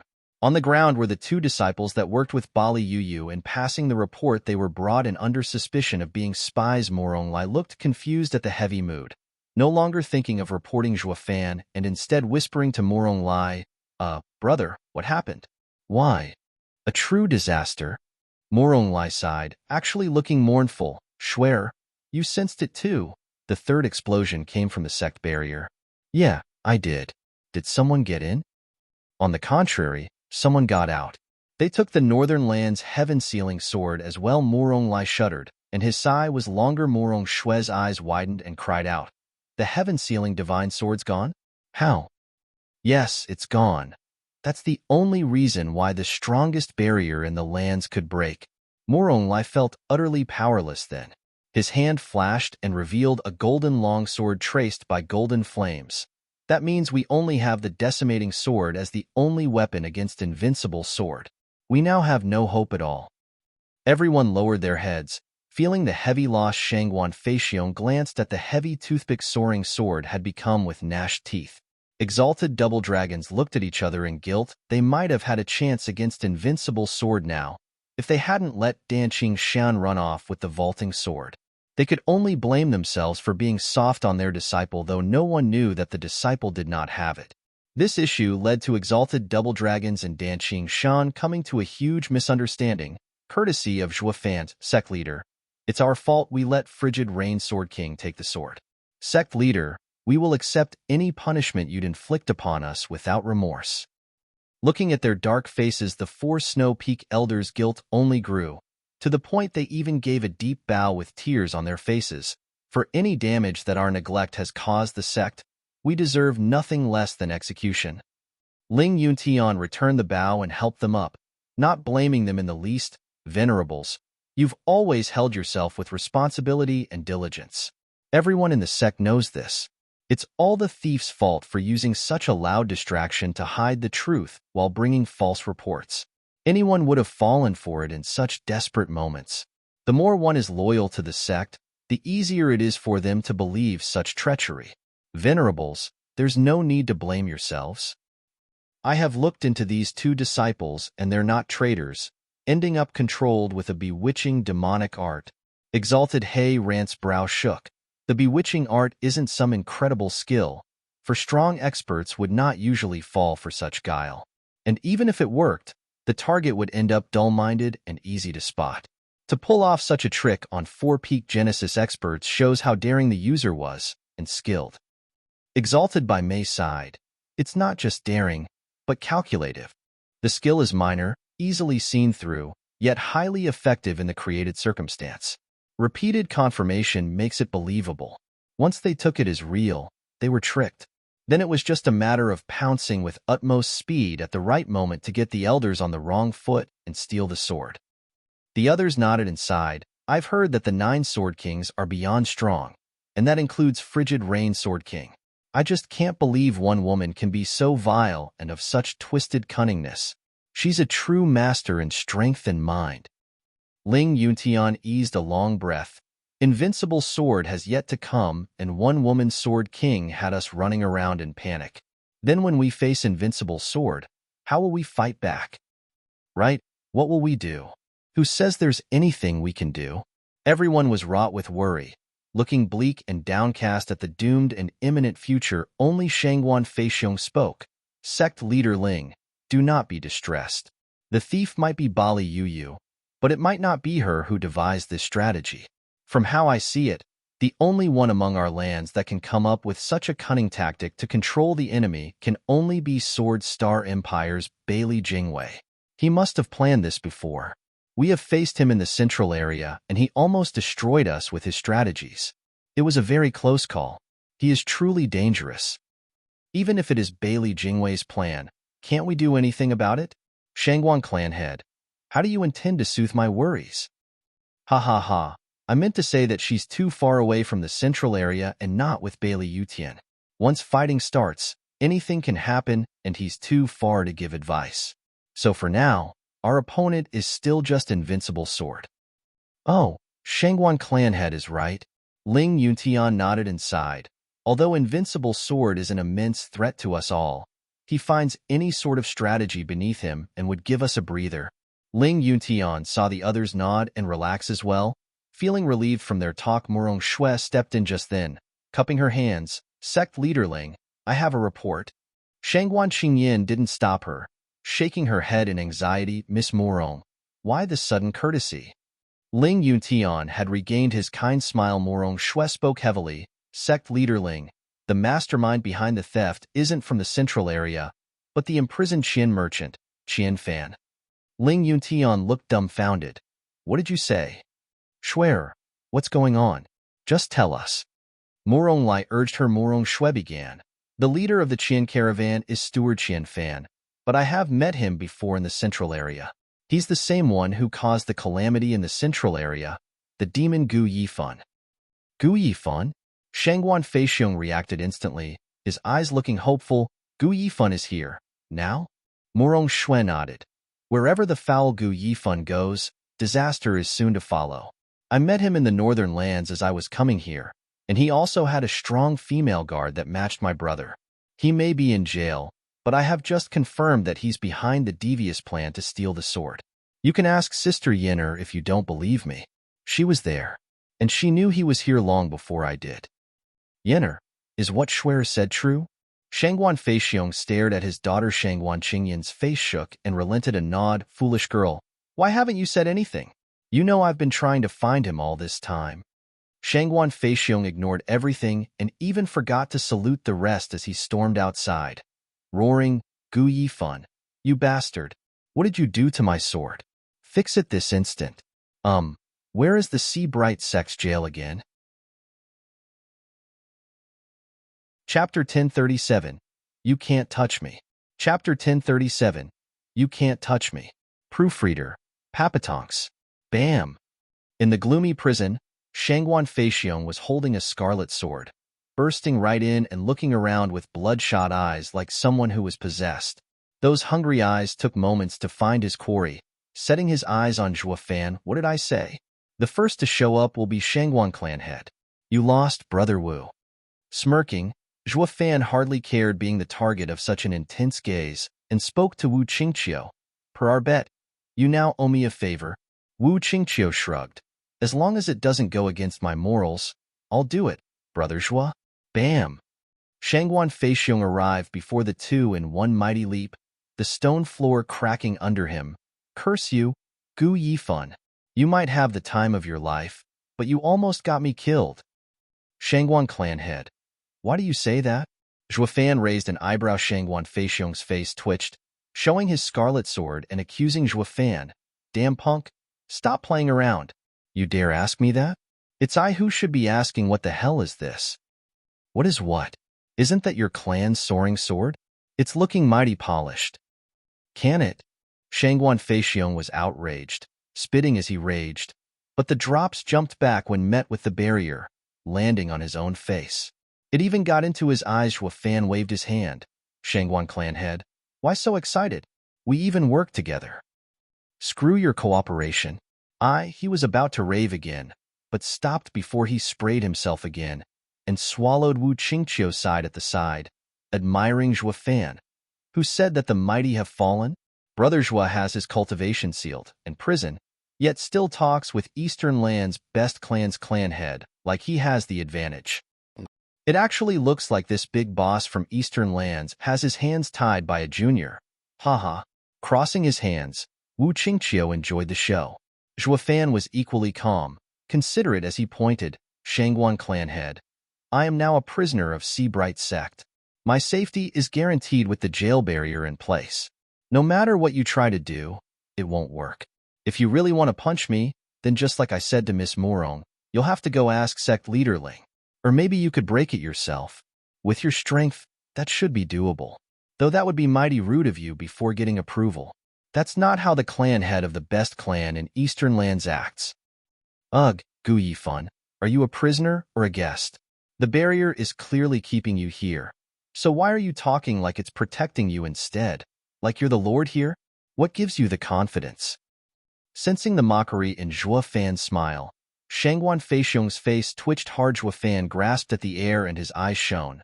No matter where I am, with all under my control, I am the lord. Just like now. You see me as a prisoner here, in my cell, but the way I see it, it is Shangguan clan head that is the one imprisoned. I can do whatever I want here, even tend to my wife. But Shangguan clan head can't beat me, nor take it out on me, all because of this flimsy barrier. Ha ha ha, I only have a few of words for you. You can't touch me. Who do you think among us is the real prisoner? Zhuo Fan cocked an eyebrow, then walked to Chower looking after Chu Qingqing. Chower, comb her hair. You're much better at it than me. It's the first time doing it for both of us, so why are you so good at it? Because we're girls? That's talent. Sort of. Shangguan Feixiong's mouth twitched as Zhuo Fan did whatever. Then his words sunk in. The kid is right. I'm more tied down on the outside. Who is the one locked anyway? A prisoner outside. One that can't even beat a kid. While the one inside so carefree and infuriating to no end. Just what is up with this world? Shangguan Feixiong felt stunned, now realizing that after meeting this brat, he was never in control, but the one being controlled. He didn't even have a way to vent his anger. He had to take his anger on himself, kicking himself while at it, giving it some thought. Shangguan Feixiong chose to calm down as much as he could, since anger didn't help him get his divine sword back. He took a deep breath and said, Gu Yifan, don't play dumb with me. You know exactly why I was angry. Soaring Sword is the treasure of Eastern Lands. We made a deal that we would help you if you returned the sword. Yes, and I did give it to you. Isn't it right there in your hand? What you brought was a piece of scrap. Shangguan Feixiong shouted. Why did you seal the sword spirit? I was planning to use it to fight Invincible Sword. Now I'll end up dead without even putting up a fight. How isn't this your fault? Zhuo Fan raised an eyebrow and sneered. You'd be doomed even with the help of the soaring sword. Since there's no use of you going, I just saved your life. You should thank me. Screw thanking you. You ruined soaring sword. How is that fair? Gnashing his teeth, Shangguan Feixiong flicked the sword and demanded, You have to unseal it or else. Bam! This time it felt like a mob was barging in here as all kinds of experts rushed inside the jail. Zhuo Fan regarded everyone, then turned to Shangguan Feixiong with a chuckle. Shangguan clan head, to be honest, I did seal the sword spirit to take the soaring sword from Shangguan Feixiong. I was in such a hurry when I left that I forgot to unseal it. It's my oversight. So after all this time trying and failing to unseal it yourself, it's only right that I should do it, to complete our agreement back then. That's right. I didn't mean anything else by it either. I can understand that you were rash and needed to save your son, but as long as you unseal it now, I will forget everything. We are an upright clan that keeps their word. Shangguan Feixiong grinned in delight. He was only after unsealing the divine sword, so there was no reason to explode in anger if he got his wish. Zhuo Fan's words helped soothe his rage, but then Zhuo Fan shifted the subject with a sinister smile. Things have changed now. If you had come by yesterday to unseal it, I would have done it without hesitation. Now, I'm afraid it'll have to wait. What does that mean? Why wait? Shangguan Feixiong cried out. Zhuo Fan curled his lips, sweeping his eyes over the people walking down. Because I'm a weak lamb with 3 blades on me. Since you're my first blade, I can't just give you up so soon. Now can I? Shangguan Feixiong gave him a hard look, then turned to the others with a nod. Shangguan Feixiong sighed, knowing his hopes were dashed. Ling Yuntian's group now approached Zhuo Fan. With exalted double dragons looking shocked to the core, it was beyond comprehension how the best disciple in Western lands that had perished 5 years ago would end up here. And as their enemy they grimaced. Even as Zhuo Fan remained calm and had no issue facing them, Qian Fan, Steward Qian Fan, Gu Yifan, Grandmaster, Gu, and best disciple in Western lands, Zhuo Fan, right? Looking at Zhuo Fan's calm visage, Ling Yuntian smiled. Sir is known by all of these. Which would be more appropriate to address you? Zhuo Fan shrugged. Feel free to call me anything, sect leader Ling, though I've grown attached to Zhuo Fan. All right, Sir Zhuo. Ling Yuntian nodded. Could Sir Zhuo tell us in detail why in your capacity as Western Lands disciple you haven't returned to Western Lands having recovered, and instead come to Northern Lands? Zhuo Fan turned serious, his eyes flashing. I came to these lands, and to your sect. For one thing, the North Sea Demon. What? Ling Yuntian and Ouying Lingtian gasped in shock. What do you want with that monster? Murong Shue's glare never subsided. Just for himself. He spits in the face of virtue and good. His heart is twisted, but also strong. He has to be put down. The others nodded this time, but then shook their heads soon after. Zhuo Fan grinned, uncaring for his safety, even taking time to mock her. Miss Murong truly is a warrior of justice. A shame the world isn't filled with people like Miss, dead set on purging evil. Some don't wish for my death. I fear your wish will have to go unanswered. Humph, be smug all you like. I'm sure sect leader Ling will uphold his principles and knows not to show any mercy against fiends like you. Murong Shui glared in hatred, then cupped her hands in hope. Sect leader Ling, that's enough. Miss Murong, you don't have to say it. I have made up my mind. Murong Shui perked up, taking it as a sign that Ling Yuntian took her side and was about to bring Zhuo Fan to justice. Sir Zhuo, will your guard return? Zhuo Fan nodded with a smile. Of course, you saw it yourself. She came to break me out, but I needed to tend to my wife, so I didn't leave. She'll be back, though, in a few days to go to sea. Good, then we'll wait till then. When she comes, I will personally escort you all out to sea. Ling Yuntian hesitated as he cupped his hands, then left. Ouying Lingtian and the people of the Sea Bright sect understood, and left as well. Murong Shui was left dumbfounded. Still as a statue. What is this? Why is he freed? He killed so many of your Genesis stage experts and stole your sword, but you're just going to move past it and even escort him to sea? What is going on here? Murong Shui was utterly confused, while the rest knew why this happened. Shangguan Feixiong had just gone through a verbal clash with Zhuo Fan, and Zhuo Fan was in no rush to unseal Eastern Land's sword. But that didn't stop him from feeling so down. He asked, pointing at the soaring sword, Kid, say when. I'll wait. Wait for me before the sea? All right, but you better not forget this again. Who knows how many years it will take for us to meet again. Shangguan Feixiong sighed and left. Exalted double dragons hesitated before saying, Zhuo Fan, we're happy you're alive. We wanted to look into what happened to you. I understand Exalted's difficulty and Master had settled everything in my stead. I am instead very grateful to you for looking after Chu Qingqing all these years. I have yet to step into Double Dragon Manor for even one day, but I can be considered one of you still. You can put your mind at ease, Exalted. I will always be thankful to Double Dragon Manor and Western Lands. Zhuo Fan spoke over them. Exalted double dragons nodded in relief. They feared Zhuo Fan would have hated them for not dealing with the sects back then and letting Chu Qingqing turn like this with a devious, otherworldly genius around and a monster watching them from shadows. The two never felt safe now, though. Hearing Zhuo Fan's gratitude, they finally found Zen after a couple more words. They too left. Now there was only Wu Qingqiu, Shangguan Qingyan, Murong Shui and Murong Lai. Murong Shui was overcome by confusion. Brother, what is this? Why has sect leader Ling shown such leniency to this demon after all the hurt he's caused? Shuer, sect leader Ling is in charge of the sect and needs to think of everyone. Murong Lai took a deep breath. Murong Shui said, still baffled. If sect leader Ling is acting in everyone's interests, then he should know how much of a disaster he is. He can't be left alive. Now that he's set free, many more people will get hurt. Yes, this demon ought to be snuffed. If I live, more would die. Zhuofan patronized. Miss Morong is so focused she saw me for what I am. A true demon that spreads pain and suffering. While Miss Morong wants to see me dead, I have too many demon progeny around. I could stand before you and present my neck, yet you still wouldn't be able to touch a hair on it.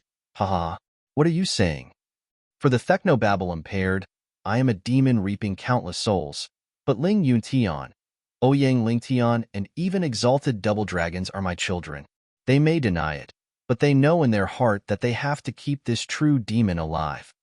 Morong Shui winced. Zhuofan continued regardless of her feelings.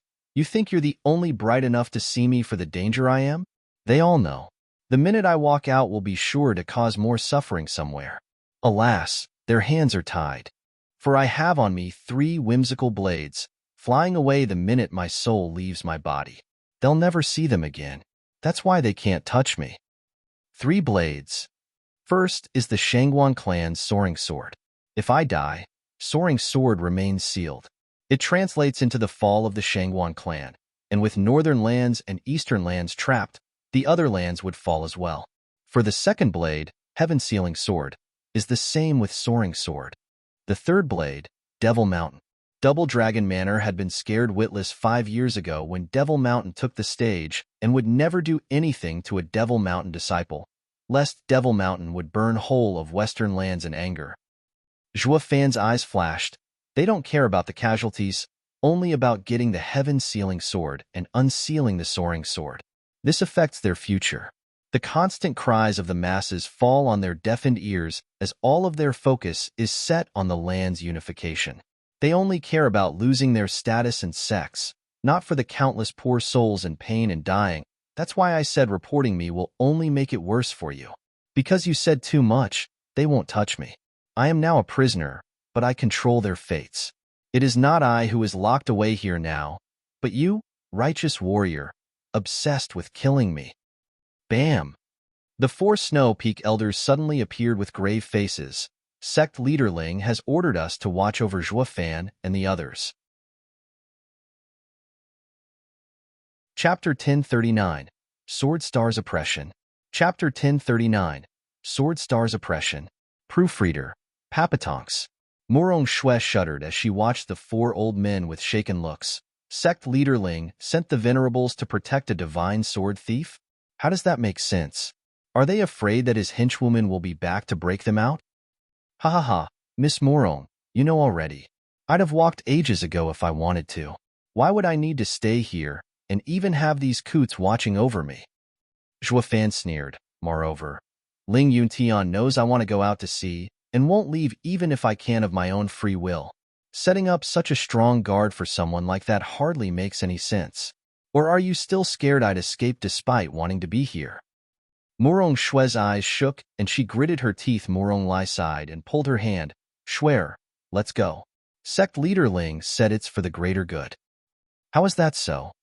Morong Shui stared at the 4 elders. Seniors, I just wish to know, what is Sect leader Ling's real reason for sending you to watch over a prisoner that doesn't want to escape?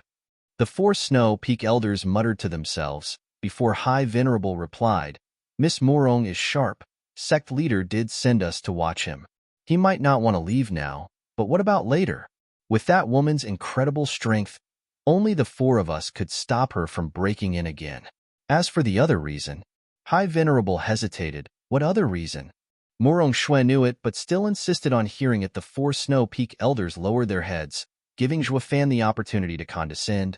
Miss Morong, you're being hard on seniors. Do you really want to tear the last shred of cordiality? Ha ha, I bet you know already. The seniors are here to guard me, as in protect me, lest a certain someone gets the bright idea in the heat of the moment and kills someone of my immense value, making the 2 divine swords to be lost and damning the 4 lands. Especially when that certain someone has such an incredible brother. One will need extra protection, no?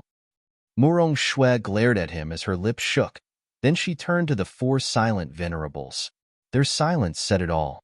With a huff, she stormed out in indignation and fury. Moronglai looked at them once and shook his head as he followed her. Only the four elders, Zhuo Fan's team, Shangguan Qingyan and Wu Qingqiu remained. I've never seen Sister Shui so overcome with anger. Shangguan Qingyan sighed. Feeling sad, Wu Qingqiu nodded. She believed she was ridding the world of evil, for the common good. But the people on the same path as hers turned their backs, actually being cautious around her. It might not be just as simple as anger for Miss Morong, but disillusioned. She got here on the firm belief that good triumphs over evil, only to find that she is the only one willing to face a demon like me. Getting disappointed with reality is a given. Ha ha ha, Zhuo Fan laughed in mockery. Shangguan Qingyan rolled her eyes and blamed him. It was all going fine so far, so why did you have to antagonize Sister Shui further? I didn't do anything. She chose to walk this lone path herself.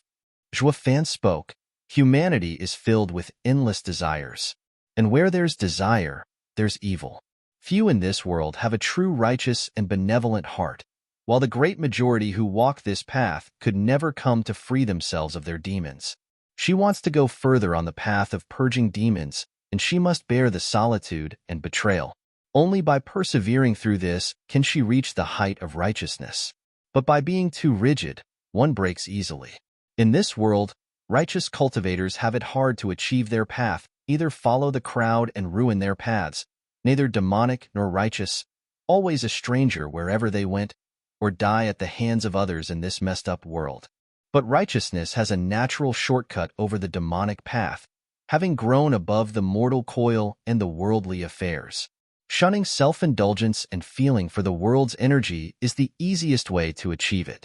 That's why demonic cultivators enter the world and understand it, while righteous cultivators enter the world and overcome it.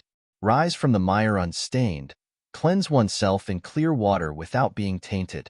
Thus, Brother Wu, you're also a righteous cultivator, very much invested in it.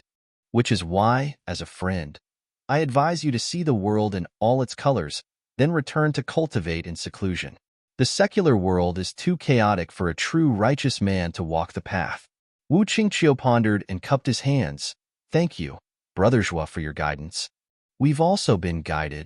The four Snow Peak elders nodded and bowed before Zhuo Fan in admiration and sincerity. Sir is a demonic cultivator, yet your wisdom transcends it. We are grateful for your words. As the sect is now in danger, we are too preoccupied to mule them. We shall delve into these words once this problem passes and, like Sir said, not let the world impede us. Zhuo Fan rolled his eyes. I'm talking to my brother here, not you. Tell that to someone who cares, humph. The four sat before the cell with a smile. Like experts that have surpassed the world, Wu Qingqiu and Shangguan Qingyan chuckled, looking at Zhuo Fan with respect. Zhuo Fan hadn't said it to them particularly, but the words of wisdom were immensely valuable, which is why the elders would lower their pride and bow to him. Zhuo Fan was a true friend. To say those words to him while the people in the dungeon were struck with inspiration, the outside people still indulged in their worries and affairs. Sect leader Ling, do you really believe he'll return the sword? Bu Xingyuan was panicking, whining in Ling Yunqian's ear. Even if he does give it back, you're just going to ignore all the deaths that have happened in the sect? Even if you don't kill him, you need to make an example out of him. We need to do right by those dead elders. Seabright sect needs to mind its name. Giving him a frustrated look, Ling Yuntian sighed. Sect leader Bu, now I know why Sun Sea sect would incite Frigid Rain Sword King to destroy it. The problem doesn't stop with your people. Sect leader Ling, what are you implying? Bu Xingyan looked lost.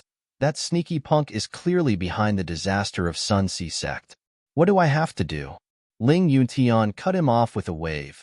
As sect ruler, we need to have perspective. Zhuo Fan is very cunning and an expert in passing the blame. You saw it too.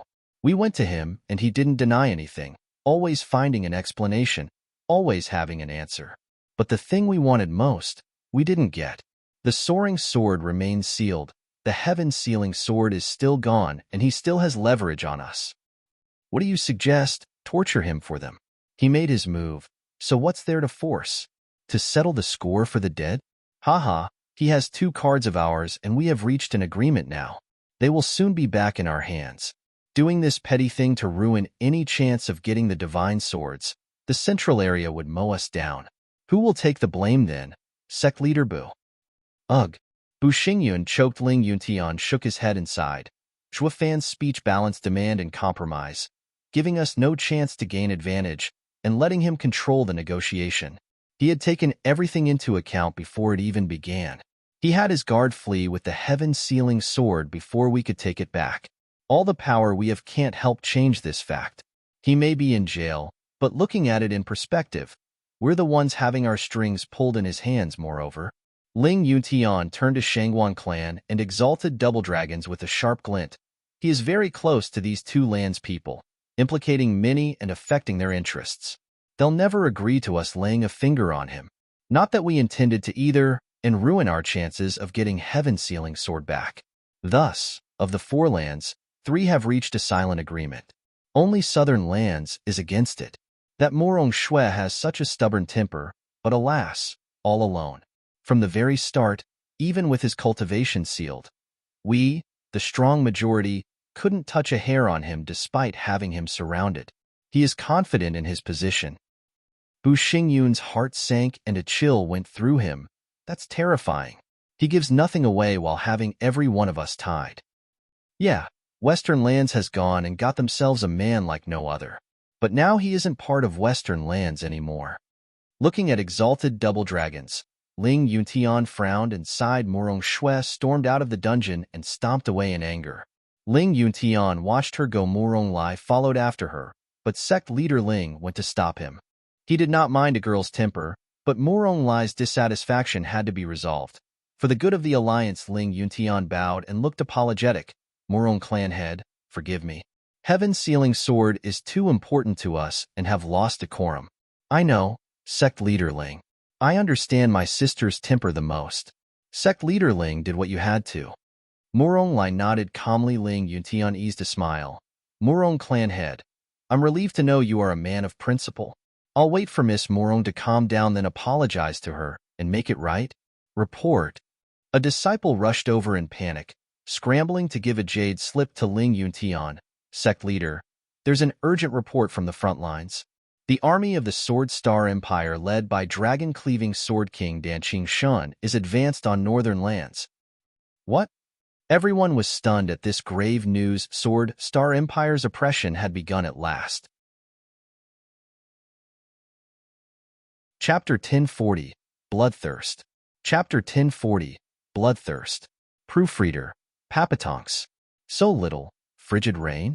In a pitch-black forest, beneath the black clouds, Invincible Sword was sitting cross-legged on a rock with his eyes closed. Before him was the most familiar person, on their knees and presenting an icy sword with utmost respect. Bali Yuyu had returned to the Empire's camp the minute she stole the sword. To give heaven-sealing sword to her patriarch, Bailey Yutian gave her a sharp look, grinning and gesturing for the divine sword to shoot in his hand. Ha ha ha, yes, Yuyu, you've done great this time. You brought back heaven-sealing sword. See, Bright Sect's barrier will be nothing but paper now. I can blow at them, and they'd be crushed. Yuyu, your feat is remarkable. Ha ha ha. Thank you, Patriarch, for your care. I am grateful. Bali Yuyu cupped her hands, then hesitated. Patriarch can see that my success is due to Zhuo Fan's cunning plan. He deserves credit for my feat, but he is now imprisoned and cannot bask in Patriarch's blessing. Would it be possible to save him, Patriarch? Waving the sword around to get a feel of it, Bailey Yutian paused and his mood fell. Zhuo Fan, is it that Qin Fan pretender? A Devil Mountain disciple that threatened me and 5 Sword Kings with our lives, got himself caught by some nobodies in the Seabright sect? Humph, he's just a joke after all. Patriarch, please, I saw that even in the few times he moved, he's at a soul harmony stage cultivator at least. It's not amazing, but he has guile, though he loves prancing. Bali Yuyu bowed again, pleading, with Seabright sect having caught him and I stealing the divine sword, they are sure to take it out on him. I don't know how long he'll last. I just hope Patriarch will lend a hand in teaching Seabright sect a harsh lesson. Show Patriarch's might and generosity by nurturing him. By saving his life, it will be 2 birds with 1 stone. He would be in immense gratitude and would swear his life to Patriarch. Bailey Yutian raised an eyebrow and glared at her. Are you telling me what to do? Never. Bali Yu shuddered and crawled on the ground. Bailey Yutian mocked. I had you go with him to see through his skills and the limits of Devil Mountain. Now Devil Mountain no longer seems as insurmountable as before. The kid is so weak, of no importance. But Patriarch. Silence. Bailey Yutian roared at her interjection. His eyes were sharp. Bailey Yu, you're only breaking more rules with your actions. Has it been fun these last few days? You dare argue with me? The only reason I have ignored your repeated disregard is because you brought Heaven's sealing sword. Now leave. Bailey Yu hesitated, but still pushed on. Patriarch, he may be weak, but just as shrewd as the Prime Minister. He would be a great help to you, Patriarch. The gain of this sword is all due to him. I only ask that Patriarch save his life and inspire him with your favor. Bam! A huge force struck Bali Yu and sent her flying through dozens of trees. She landed hard and coughed blood from the impact, but her eyes no longer had anger in them, but stubbornness. Bali Yu, I told you to be quiet, but you just won't listen. This is what you get for defying me. Bailey Yutian showed his power, his icy bloodthirst. Bali Yu shuddered. Her heart tensed. Whoosh. Thunder Sword King flashed between them, just then noticing the situation and Bali Yu. The rough man could glean on what happened. He bowed to Bailey Yutian and presented a jade slip. Patriarch, Prime Minister sent word. We can start in 10 days. With oppression from all sides, the four lands would crumble soon. I know. Bailey Yutian took the jade slip and placed it in his ring after reading it. He then left, though his icy voice still echoed, 10,000 lashes. Make her remember her place. Bali Yu bowed and walked to Bailey Yu and helped her up. Just what happened? Patriarch should be thrilled you brought him Heaven's sealing sword. So why? I asked Patriarch to save the kid, but Patriarch refused, wiping her bloody lips. Bailey Yu sighed. I thought Patriarch would agree seeing the Heaven's sealing sword in my hand, but Bailey Yu complained. Yu, why even bother? Patriarch only wanted to know his limits and had no other intentions for him. Patriarch had said these days the kid is sly and should be removed if there's a chance. He was waiting on your return before making a decision. With the kid caught, then Patriarch has no fear of Devil Mountain. It's good enough he doesn't kill the kid himself. Why then would you beg him to go? Patriarch wants to kill him? Why? Bali Yu jerked with a start. He's no sword king or cultivator in the Genesis stage, but he has amazing talent and bravery. His future is limitless, so why is Patriarch? Bailey Yu sighed. Yu, Patriarch is the strongest man. While he laments how lonely it is at the top, does he really want to be defeated? Humph, you'd best not take his fondness of outsiders, like Danqing Shan and Shangguan Feiyun, seriously. Patriarch only saw that they posed no threat to him while you were away, had shaken him up with mere words. The attitude and aura almost had Patriarch soil himself. Even we fell for it. That's why Patriarch was respectful to him, but also on guard. Now, he learned it was nothing more than a ruse, only giving him more reasons to kill the kid. His bluffing now, but his potential is undoubtedly real and could become a threat. Patriarch isn't about to overlook him. And you say he's skilled in mind games and arts, which makes him that much terrifying. Patriarch looks down on Sword Kings because they can never reach him, not even together. Bailey Jingwei is also ignored, with his sharp mind, because smarts hold no power over true strength. He can kill him whenever, but by being skilled in both aspects, one could rule the world. It would ruin Patriarch's aspirations. The more you begged for the kid, the more his fate was sealed. Patriarch must kill him? Then what do we do? Bali Yu shook, her eyes trembling and her fists clenched. Bailey Yu frowned. Yu, there's something wrong about you ever since you returned. Why do you care so much about his fate? You've always kept to yourself so far and have killed scores of experts these centuries without ever flinching. Why then just a few months with that kid had you go against Patriarch for him? Yu, brother Yu, I don't want to be lonely. Bali Yu's lower lip quivered, pleading, brother Yu, I can't thank you enough for all you've done for me. Now that Patriarch wants to kill him, could you do something to save him? He's sure to be immensely grateful. Bali Yu even kneeled. Bailey Yu clutched her arm and took a deep breath. Yu, You're asking the impossible. Nothing can stop Patriarch from killing someone. Brother Yulei, I beg you. Bali Yu teared up, her face most earnest in her pleas. Bailey Yulei sighed. Get up for now and let me exact your punishment. Just give me time to think about it. Brother Yulei, thank you so much for your help. Bali Yu brightened and smiled regardless of her wounds. Bailey Yulei had a wry smile. Yu, you've really changed. It's good you learned to smile. Chapter 1041. Surrounded. Chapter 1041. Surrounded. Proofreader. Papatonks. 3 days later, the Seabright sect was officially at war. All disciples were armed, ready and pumped to fight. They had pills, spiritual weapons, spiritual beasts, everything with the repeated flashing of the teleportation array.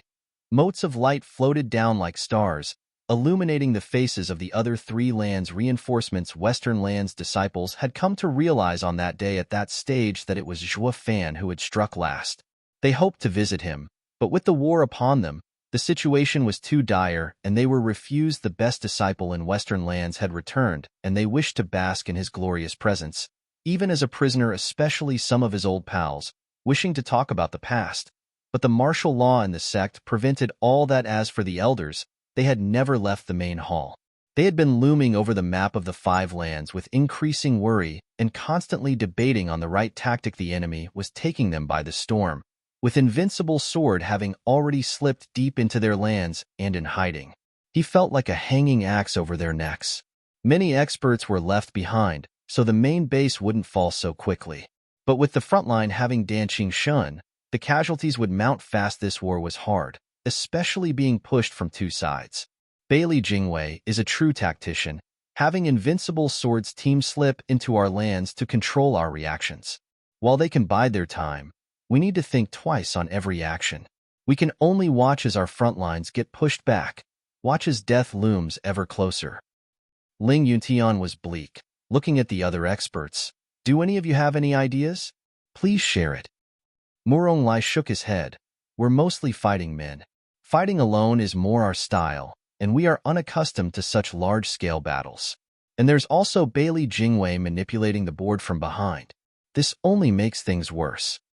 Western Lands has a few deep thinkers and men of military expertise. They protect Western Lands' borders, but we didn't bring them. They would surely have a solution. Exalted He Ran spoke with a frown. Ouying Lingtian nodded. These years the Luo Alliance has experienced immense growth with the military clan leading them. The Western Lands should be under their control, yes, ever since they came in.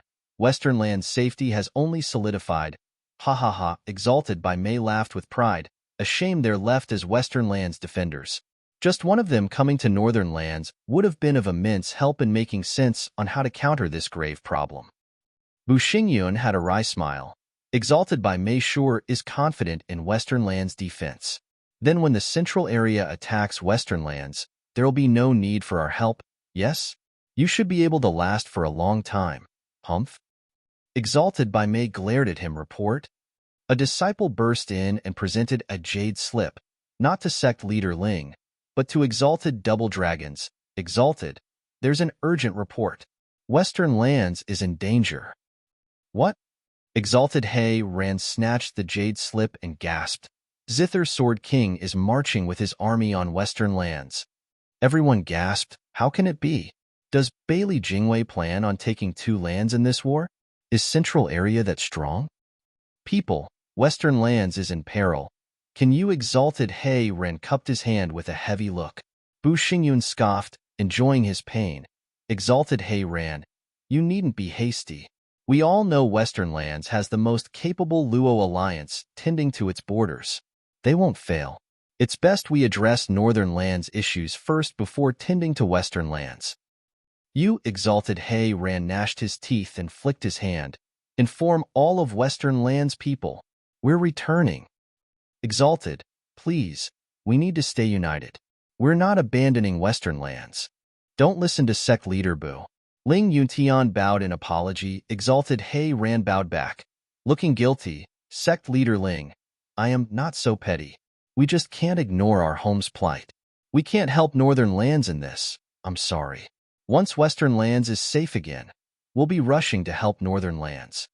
The four lands are of one body, helping each other in need. Ling Yuntian was very courteous. Western Lands is in danger, and you should by all right go protect them.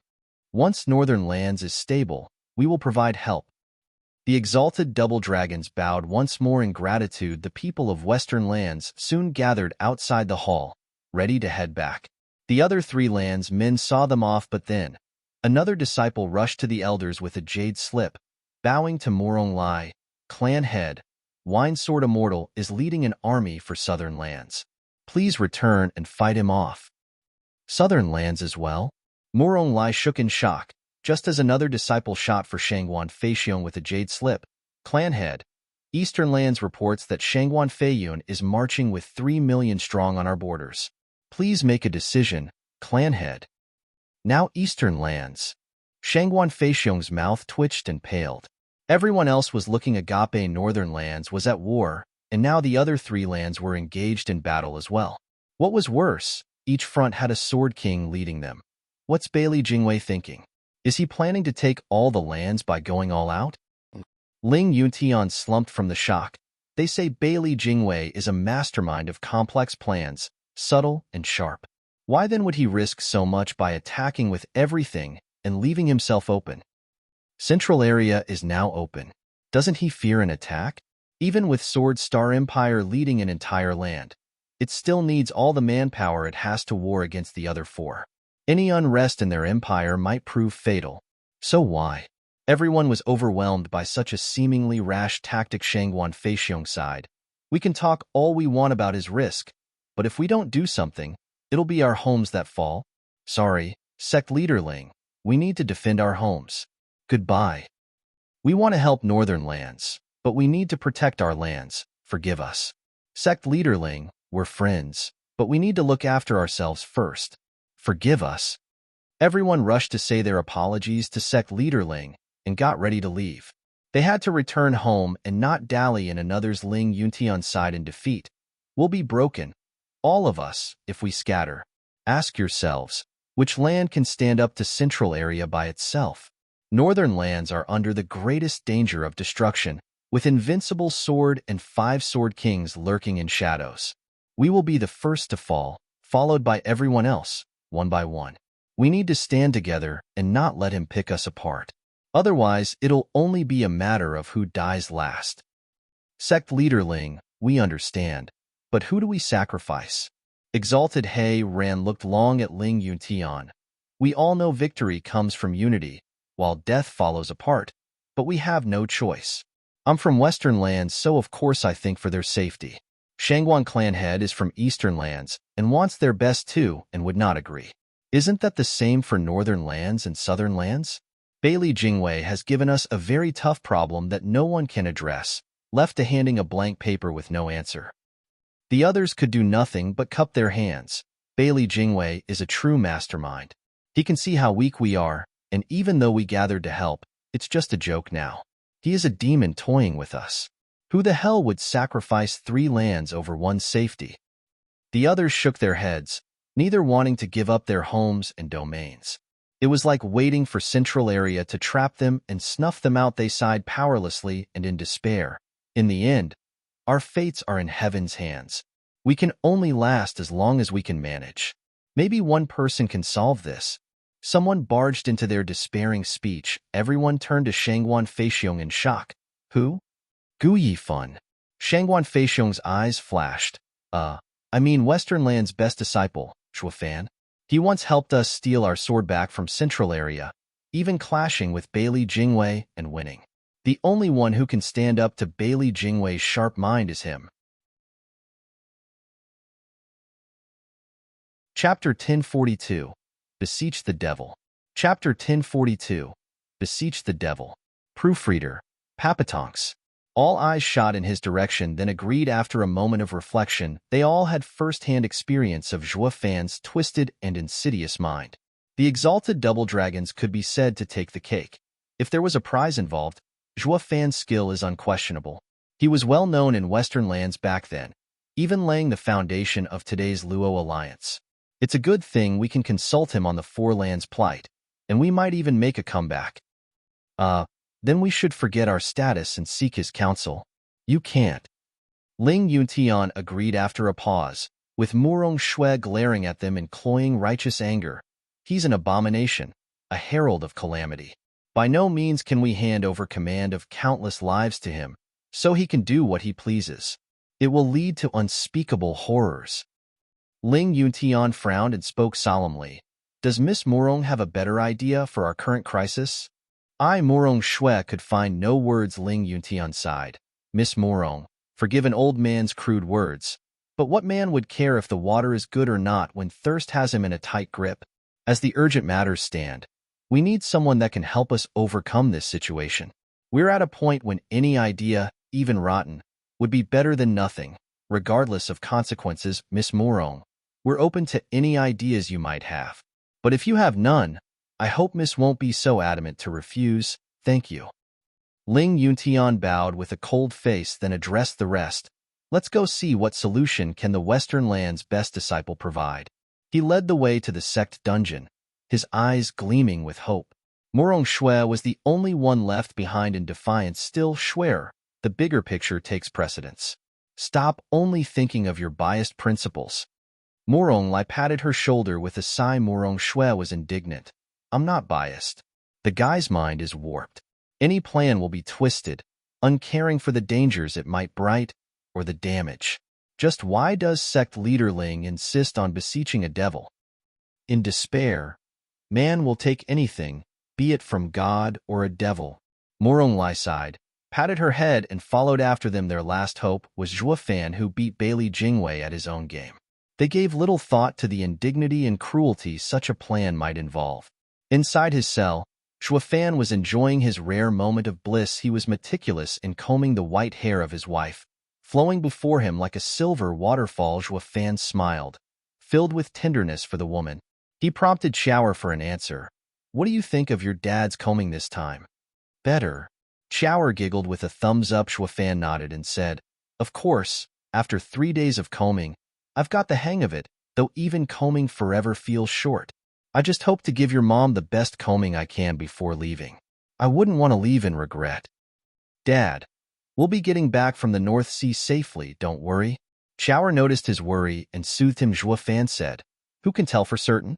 It's best to plan ahead. It's because of doing things without a plan last time that I hurt your mom leaving like that. I will think it through now and go without regret, so that if I don't return, I'll leave your mom cared for. Zhuo Fan's eyes moistened as he looked at Chu Qingqing.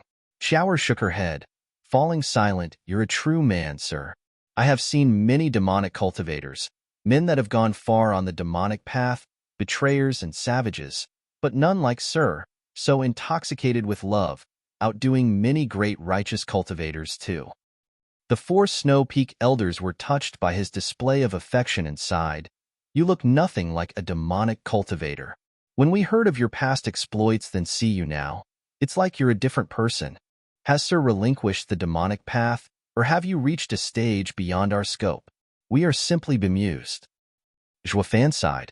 Who can say? Emotion is the bane of the demonic path, but in the words of my masters, a checkpoint in the demonic path. So I plunge in head-on, deeper and deeper. Even I have yet to realize just how far gone I am. I may just be walking a new demonic path, though I've only passed the start of it, with no end in sight. Or maybe I've strayed from the path without even knowing it. Sir, is of incredible bravery to walk an untraveled road and its dangers. We are in awe. The elders bowed, but taking a new path to its end is bound to bring monumental achievement. We would wish for nothing more than to witness your glory. Zhuo Fan sighed. The road ahead is obscured. I can't even get my bearings, let alone think of glory. But this path I chose, I will brace myself until the very end. To stay by her side and defeat my enemy, I need to keep going. Zhuo Fan's eyes shone with conviction, and the 4 elders paid their respects again. Bam. The jail door opened and Ling Yuntian's group entered with long faces. The 4 elders glanced over with a frown, even annoyance, at the interference these 3 days. These exceptional experts had been watching Zhuo Fan and his deep insight in the demonic path. They had casual words exchanged, Yet each were entwined with profound truths the elders had come to forget about their guard duty, resolved to expound on Tao and glean many truths and realizations for their souls. Ling Yuntian's arrival was most unwelcomed, carrying with him and his group the rod of the mortal world. The four were, understandably, most against it, like how a child was having the sweetest dream getting shaken awake and smelled reality. The four elders were the same. The righteous path overcomes the mortal world, and with the debates they held with Shuo Fan, they felt they were above mundane and mortal desires. But to be plunged back down in the mortal mire gave a shock to their systems as Sea-Bright sect's venerables. They knew their sect leader had to have come with real reasons and welcomed him with respect instead of anger. Ling Yuntian was too rushed to notice their change. Bowing before Shuo Fan, Sir Zhua, I have come today seeking counsel. I know. You do. It's just about that time. Zhua Fan smiled, pausing his combing and regarding the agitated old men. Central area's sword Star Empire must have attacked. Ling Yuntian shook. Sir, how do you know? Isn't it obvious? Sect leader Ling's hasty arrival could only mean real business. If not heaven sealing sword, then it's central area related. Not to mention you weren't that distressed even when you lost heaven sealing sword. Zhua Fan smirked as he walked closer and sat on a chair a guard freed for him. And lastly, the central area had to have taken such action that even sect leader Ling couldn't cope with. Ha ha ha. Everyone's hearts sank, yet their eyes gleamed brighter. Zhua Fan lives up to his name, of incredible mind and foresight. That means he should have a counter for Beili Jingwei's plan. They all looked eagerly at Zhua Fan, like their savior. Shangguan Feixiong was even more excited. Sect leader Ling, didn't I tell you he's a deep thinker? Coming to him for help in this was the best idea. Don't stand around. Ask young Master Zhua for the solution. Chapter 1043, Four Lands Grand Marshal. Chapter 1043, Four Lands Grand Marshal. Proofreader, Papatonks. Right? Young Master Zhua, Central Area's army. Ling Yuntian rushed to bow as he spoke. Zhua Fan dismissed him with a wave. There's no need of that, I already know. Central Area's army is not only attacking northern lands, but the other three lands, a war on all fronts and with no hope in sight. They all shook and stood there in stunned silence as they stared at Zhua Fan. Sir has such a cunning mind. Ling Yuntian's eye twitched, shaken awake, then bowed again. We've only got word of these attacks, yet Sir knows without even looking.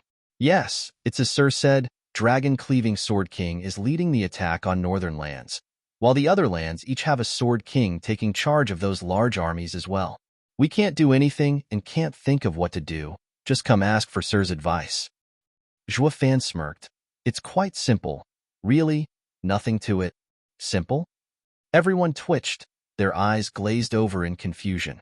With this grave danger from being attacked on four fronts, Sir Zhua thinks it's nothing. Is that just boasting? Or does he have some godlike strategy to help us out of this? Everyone was looking incredulous and stunned. He can't be playing with us, can he?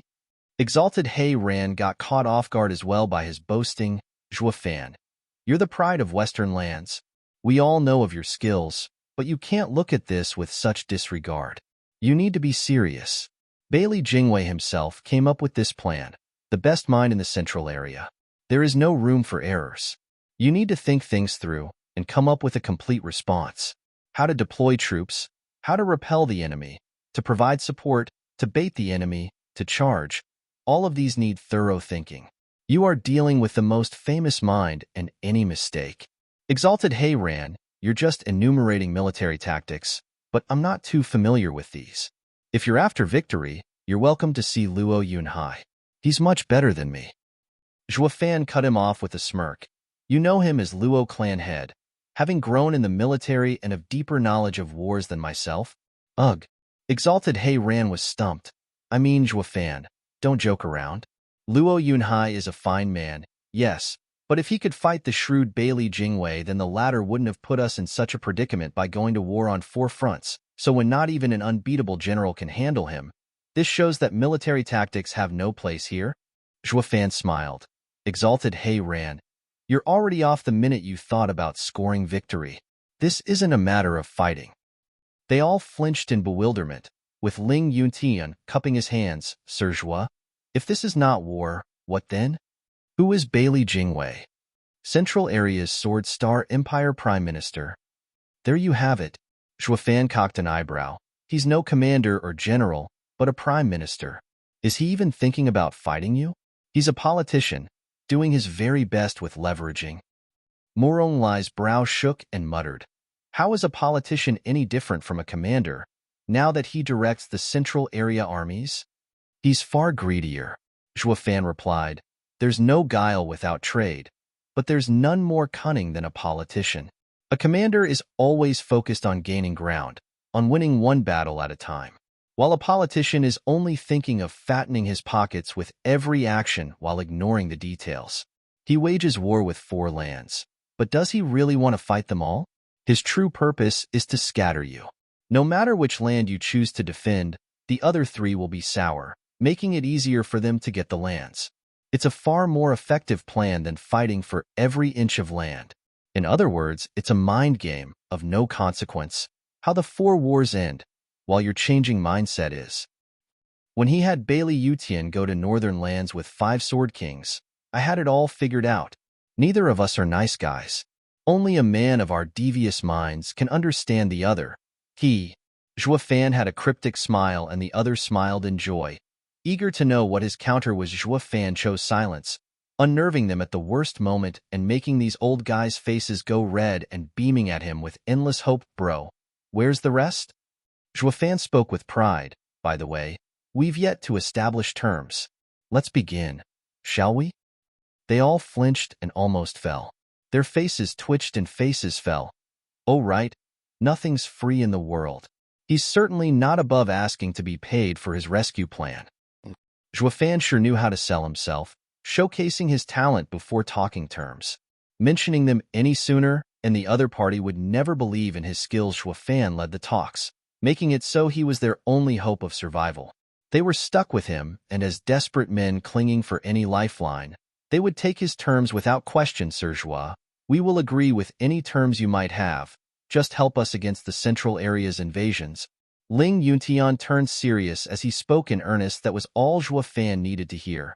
His face beaming. First off, this 5 fronts war shall be under my command with none permitted to interfere. Of course, since only you can handle Bailey Jingwei, we will follow your lead. Everyone gave hasty nods. Second, I want you to vow on your path to look after Qingqing's safety. No matter what happens, you are to protect her and look after her. Well, they looked baffled, with Zhua Fan continuing, anything can happen on the battlefield. At my sudden demise, you can't even look after my family? I can't leave this world knowing my wife isn't taken care of. Vow and I'll be at ease. Oh, I see, sure. They all saw reason, making their vows based on their own path and cultivation. Once a cultivator made such a vow, it was for life. He had to fulfill it, or his entire beliefs would crumble along with feeling the wrath of heaven. None would take such a promise lightly, though it was just over some widow. What was the worst that could happen? Only exalted by Mei and exalted He Ran felt their faces heat up. Zhua Fan was clearly hinting at them saving Yi Lin while leaving Chu Qingqing to die mere days before. At the stage, such was their bad luck, as Zhua Fan was not around the past years to see how thoughtful they were of Chu Qingqing all this time. Doing this had made it seem that this 5-year-long favor was for nothing. Opportunity is much more praised than prevention. Exalted He Ranside Zhua Fan was at ease now that this condition was accepted. He no longer needed to worry about Qingqing's safety when he'd be out at sea. Zhua Fan's eyes flashed and said, next isn't much of a condition. It's not exactly right for a convict to command the elders' forces of every land. Oh right. We are fully committed to supporting Grand Marshal Zhua of the 4 lands in defending our homes from invaders. All lands, sects, and clans are at your disposal. Ling Yuntian bowed, the rest followed suit. May Sir be appointed as Grand Marshal of the 4 lands to fight back the enemy. In that case, what are you waiting for? Get this Grand Marshal free and out there fighting Bailey Jingwei. Do you expect me to fight him behind bars? Zhua Fan cocked an eyebrow and smirked. Chower giggled at the side. The merchant guards bowed with smiles of respect. Sir Zhua is wise beyond his years. He had no worry of being exposed since he already had everything in control. He's like a god. Chapter 1044, Gotten Too Far. Chapter 1044, Gotten Too Far. Proofreader, Papatonks. Sister Schwerer, you can relax knowing my dad, Brother Morong, and everyone else are men with experience in the cultivation world. They've seen it all, and aren't about to let some fresh punk delude them. Before the main hall, Morong Shui was still looking distressed and in anger. Ouyang Chongqing tried appeasing her, but the girl of his dreams was most definitely not interested. Western lands people had long since gathered, waiting on Double Dragon Manor's orders to return and defend home. Northern lands' best disciple words earned their cold glares. Yilin sneered as he mocked him. You sure got a mouth on you. You're not grown up yourself, yet you call another a punk? Yilin, I have beaten you once, best disciple in Western lands, and I can do it again. Care to try? What's to fear fighting a dumb brat? But get one thing straight. I was the best disciple before, but with my elder brother back, I'm now second. Though I'm more than enough for the likes of you. Then I'll just start the thrashing with you before settling with your convicted elder brother. The best disciple in the land is a crucial part of my future. I'm not about to give it up, humph. Crack. Ouyang Chongqing's knuckles crackled as he made his fist, giving Yilin a cruel smile. Yilin cocked his head, unafraid, smirking as he stepped closer. The two were ready to draw blood. The audience shook their heads. With Morong Shui totally ignoring them, Wu Qingqiu waved his hands, stepping between them with a smile. Little junior brother, we're still guests here and can't start a fight with our hosts. Young Master Ouyang, you're the image of your sect and shouldn't fight with your guests. Both our elders will have to punish you if you go through with this. We're about to part anyway, so can we please not do it with a fight? Let's all go our way on good terms. The two huffed and looked away. Wu Qingqiu shook his head. The others nodded at him. Yilin may be the strongest in Western lands, but the leadership will fall to Wu Qingqiu with his elegance. He knows how to look at things in perspective. Only his broad mind could keep the peace between the sections. No other disciple was better than him. Humph, it might be late for a fight, but we still need to clear some things out. Unable to flex before the girl of his dreams just because of Wu Qingqiu's smooth words, Ouyang Chongqing grumbled, I'm a reasonable man. I know you think the world of Zhuo Fan, but isn't it because he's stronger than you? Ha ha ha, I saw it myself, so I know it's true. That is his talent, while his few decades on this earth can't possibly compare to the experience my father and the elders have accumulated. You think he can handle something my dad can't? I only put myself in their stead and called him a punk. What's wrong with that? Wu Qingqiu shook his head. Young Master Ouyang is right, but you fail to understand Brother Zhuo. Only by experiencing his tactics will you realize just how much better he is than many seniors. Why else would sect leader Ling and the others lower themselves to ask for a convict's help? Anyone would try anything when the time is dire. Ouyang Chongqing rolled his eyes. Yilin smirked. Why haven't they come to you then?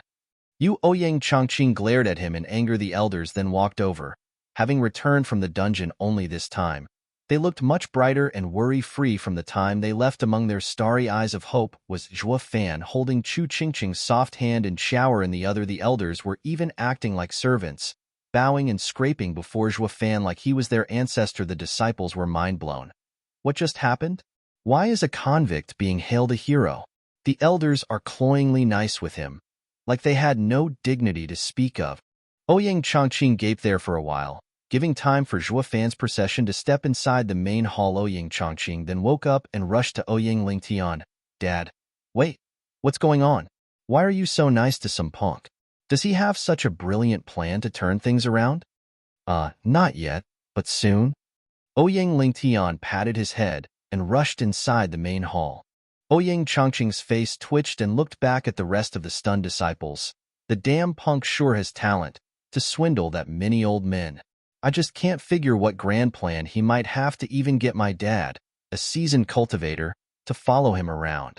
Just what did he do? Everyone shook their heads. Haha, I did tell you. There are times when Brother Zhuo is shrewder than any elder. Wu Qingqiu proudly said. Ouyang Chongqing was most confused, still in disbelief. A damn brat just hoodwinked a bunch of seasoned old men? They were all grinning from ear to ear, like they just found their Lord and Savior. How could a brat pull it off? Godlike. Why hasn't Dad ever looked at me like that? Ouyang Chongqing was stumped, while Morong Shui totally blown away. The most she believed was if these elders accepted Zhuo Fan's foul plan, the world would be in chaos from his despicable and cruel methods, but now it was way worse. These leaders of their own land had not just accepted his plan, but even worshipped him. Now the damage he'd do would only multiply. Morong Shui caught Morong Lai, who was last to go in, with unease, and held his hand. "Brother, what's happening? Weren't you all going to ask him for a solution? Why is he out and about? I'd get it if it was his condition, but why are you all acting? Swear, you weren't there so you don't know. We've sorely underestimated him." Morong Lai took a deep breath. Morong Shui said, "Brother, what does that mean? His mind is sharp and astute, his plans sublime, inhumane even. I am of firm belief he may be the only one in the lands that can stand up to Bailey Jingwei." Morong Lai looked ecstatic. We had yet to explain Bailey Jingwei's actions to him, yet he already foresaw it. We ourselves just became aware of this, but he already knew. Isn't that divine? That's why we discussed having this danger on the lands averted, making him the Four Lands Grand Marshal, in control of everything. Everyone will heed his orders, including us. What? Everyone around gasped and began whispering, Grand Marshal of the Four Lands, equal to becoming the ruler of them all. And he can deploy anyone? Yeah, it's that simple, but in times of war, we need him to resolve this crisis. Looking at them so shocked, Morong Lai waved his hand. This is the situation. Now I need to go in and discuss further matters. For once, Shangguan clan head's choice truly lives up to the hype. Ha ha ha. Morong Lai slipped inside the main hall, leaving all these people behind to process such explosive news with dumb looks. Wu Qingqiu was the first to come to, looking at his fellow disciples, Yi Lin, and at Ouyang Chongqing. See? This is the power of the best disciple in Western lands. While we are squabbling over who is the best disciple in the alliance, he already took control of the Four Lands, becoming their Grand Marshal. The elders are even following his orders. This is the gap between us. We are his peers yet left in the dust, so far behind we can't even see him. Everyone bobbed their heads, then shook it in helplessness. The more behind they were in regards to that monster, the more despair they felt. The most prideful man ever, Ouyang Chongqing, felt the sting, much deeper than the rest. Chapter 1045, Only a Game. Chapter 1045, Only a Game. Proofreader, Papatonks. No, any rotten plan coming from that demon would bring about only suffering and pain. He can't be left in charge of the war. There'll be no one left alive to pick up the pieces. Morong Shui was outraged and stormed into main hall, fanatic in her conviction. The others were still trying to come to terms with what they saw to stop her for the first time. Ouyang Chongqing's ego was so crippled, he could not attend to the girl of his dreams. He sighed to Wu Qingqiu. I've never seen those old guys bow to anyone in my life. That best disciple of yours is a freak of nature. Since you're around him all the time, isn't his style influencing your cultivation and mind?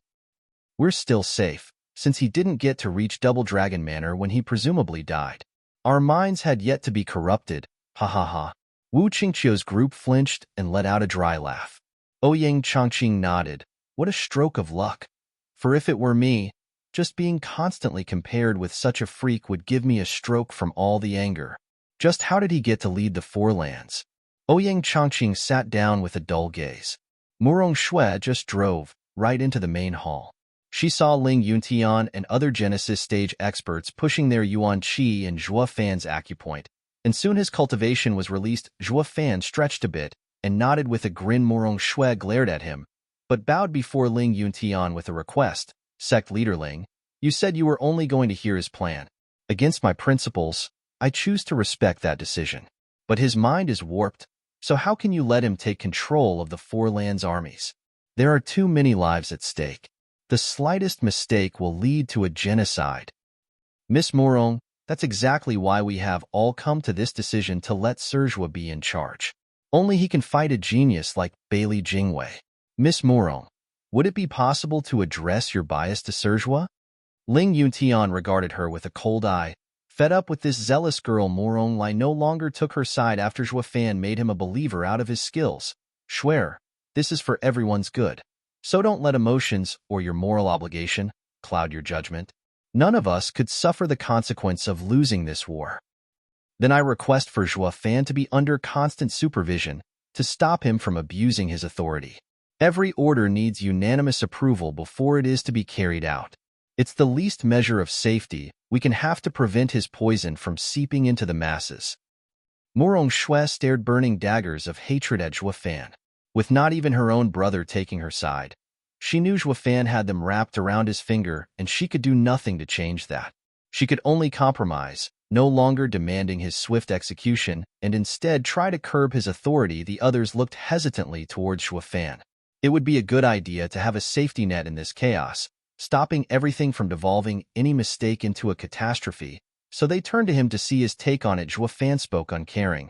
Have you all forgotten my first condition back in the dungeon? Complete control. And now you want to restrict me? Fine. I'll just quit.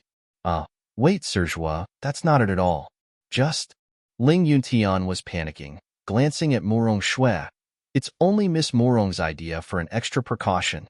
In the case when Sir overlooks something, we can easily address the issue before it devolves. Zhuo Fan raised an eyebrow in mockery. Overlook? Ha ha ha, true. No one is perfect and infallible. I will be sure to make mistakes. Then does, sir. Not happening. Just as Ling Yuntian saw hope, Zhuo Fan snuffed it out, flying into a rage. Sect leader Ling and Miss Morong, what do you take war for? The two had no reply ready. They were mere cultivators and knew little about war and all its aspects. Isn't it mere fighting the other over resources and land? What else can it be? Zhuo Fan's eyes shone coldly. War is a game. A game? Morong Shui flared. You're treating the horror and suffering the people endure on the battlefield as a game? This is absurd. How do you intend to win this war if you can't even take it seriously? Sect leader Ling, I still believe he isn't right for. Miss Morong, you're the one underestimating war. Zhuo Fan shouted over her. War is only a game. All the people, assets, and locations are the pawns of the player. To win the war, one must use the least of his pawns to grasp most pawns of the enemy. Life and people have no place in it. A commander having a heavy conscience over these trifles can never win, and when he loses, the casualties mount in piles. Morong Shui's lip shook, unable to retort. Zhuo Fan's gaze was ice, staring her down. What war out there doesn't have casualties? Using your own people's lives in exchange of the enemy's? This is war in its purest form, a concept no one can deny. Miss Morong goes on and on about suffering and pain. Then do you believe with that you can win on kindness alone? Taking command yourself will be the worst choice. Making you an aide is handicapping the commander. For victory, yes, I may trade a large number of lives, but your kindness will stop my orders and result in a larger bloodshed. You want to save the people or win the war? Which is it? I think that winning the war means saving the people. Ha ha ha. Morong Shui's eyes flashed with determination. But it was Ling Yuntian who stepped in to speak what everyone else believed, but all here knew winning the war and saving the people hardly were connected. Central Area's army was marching on northern lands, but the people might survive. All this talk was to give oneself a just cause. If nothing else, they just wanted to win the war and not save the people. Morong Shui's stance was thus in conflict with everyone else's from the start. As we gave our word to let Sir Zhuo decide everything and he doesn't agree, we will have to veto your request. Wait. Zhuo Fan held up his hand, looking from Morong Shui to Ling Yuntian. Sect leader Ling, I'm not doing this to hold all power, but because the circumstances demand it. All here know that Bailey Jingwei is leading the other camp, with nothing holding him back. I need to do the same, and not out of arrogance in my infallibility, but that even if there are things overlooked, you might not notice them but will distract me from doing my job with your actions. Ugh. All tensed and gave a dry smile. Sir Zhuo, what are you? Ha ha ha. Sorry, it may be hard to accept, but it's the truth. We are all clear on the fact that the war is a game between me and Bailey Jingwei. No matter what move we make, only we grasp the full implication it entails. Anyone watching would be blind to its intricacies, so it's best to not interfere. Just do what I say and don't ask questions. Are you calling us fools? Bu Xingyun's face twitched and fell. We can't even join the fight between you two? Zhuofan smiled. We each know ourselves best, which is why this is the second reason I don't need assistance. Ha ha ha. Ha ha. That's a mockery if I ever heard one. You just got out of jail and started acting smug. See how I throw you back in? Bu Xingyun grew enraged as he let anger get the best of him. Even attacking Ling Yuntian jumped before him. Sect leader Bu, you're in the Seabright sect. Can you please have some of the courtesy of a guest? Serjua could have just as well been a simple guest, and you'd have still had no right to treat him like this. Bu Xingyun's mouth twitched, gnashing his teeth as he glared at Zhuofan. Serjua, forgive me, sect leader Bu is a bit rash. Don't mind it. He let out a deep breath, sighed, and bowed to Zhuofan. Zhuofan smirked at Bu Xingyun. No worries, I've seen my fair share of mangy curs. I don't have time to pay attention to all the barking. Ha ha. Chapter 1046, Weird Order. Chapter 1046, Weird Order. Proofreader, Papatonks. Why you? Bu Xingyun's eyes were bloodshot, but Ling Yuntian's glare made him flinch back. The latter turned to Zhuofan with a bow. Serjua, please, allow me to introduce you to the current affairs before you pass your instructions.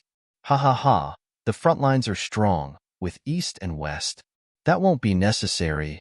Zhuofan held up his hand, his eyes flashing. Sect leader Ling, I already said that Bailey Jingwei is a politician. His attention is not on the front lines, so we don't need to give them any either. Ignore the front lines? Morong Shui winced, never hearing this kind of reason before, and defied his logic. As the Grand Marshal, you refuse others' advice. You ignore the battlefield. So how then do you intend to fight? How do you intend to command? I may not be versed in the art of war. I have seen my fair share of leaders and their armies, but never one to give blind orders like you. Who do you think you are, divinity? Behold and witness my divinity. Ha ha ha. Zhuofan shrugged, leaning into the tutor chair as he ordered.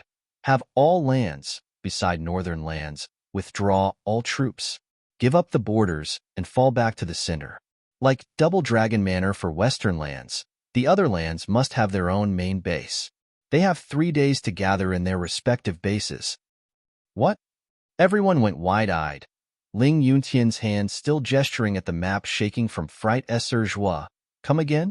All lands are to fall back to their bases? That will leave the enemy free rein to march into our homes, and we'll have a harder time fighting back. That's like giving the lands to the enemy. Serjua, please. You don't trust me? Zhuofan scanned their eyes, mocking. Fight it yourself then, and leave me out of it. No, Serjua. We only find this order a bit ridiculous. We just don't know what Sir is aiming for by doing this. Ling Yuntian saw the others looking bleak as well. Zhuofan smirked. Didn't I tell you? When I make a move, you won't see its truths. Isn't this obstruction of duty? You are to relay my order at once. Any delay from your part will lead to defeat and disaster, which is on you. Zhuofan rolled his eyes and exasperatedly placed one leg over the other, taking his time to relish the song he was humming. The war and anything were of no concern to him, but that did not apply to the rest of the frantic leaders here, who were a distressed and nervous wreck. Zhuofan's foresight and insight were unquestionable. Stealing heaven-sealing sword from them, helping Shangguan clan retrieve soaring sword, and fighting Bailey Jingwei spoke for themselves. Then there was now Zhuofan throwing out a random order with no rhyme nor reason, no different from suicide, and expecting them to just accept it. By following this over, they thought, would lead to the fall of the 3 lands in under a month. And by denying it, the lands might hold their ground for a year or so, at best. Just what secrets does his order hold? The oldies looked at each other, stumped, filled with hesitation. Sect leader Ling, brother, I told you this guy's head is filled with rotten plans. Don't be fooled. He's making every land commit suicide. Morong Shui's decisive tone cut the awkward mood, using this chance to get back at Zhuofan and expose his foul deeds. The others frowned, eyeing the casual Zhuofan undecided still. Zhuofan smirked. The only reason you bowed and scraped for my help was to get you out of this crisis, no? Since you're going to die anyway, you're afraid of going a couple days earlier? Humph, bunch of ninnies. Guard. Ling Yuntian had enough of worrying and ordered, notify all lands to fall back, abandon the front lines, and return to their bases. They have 3 days. Yes, sir. The man flew away to pass his words. The others panicked. Sect leader Ling. Anything is better than nothing. Do any of you have a better idea? Ling Yuntian sighed and said, Sir Zhua, we followed your wishes. What do we do next? Zhuafan smiled. Wait. The next step comes after 3 days. In 3 days we'll see the effect? Ling Yuntian startled him, and everyone else. Zhuafan nodded. Yep, haste makes waste. Lighten up, the lands won't perish in 3 days.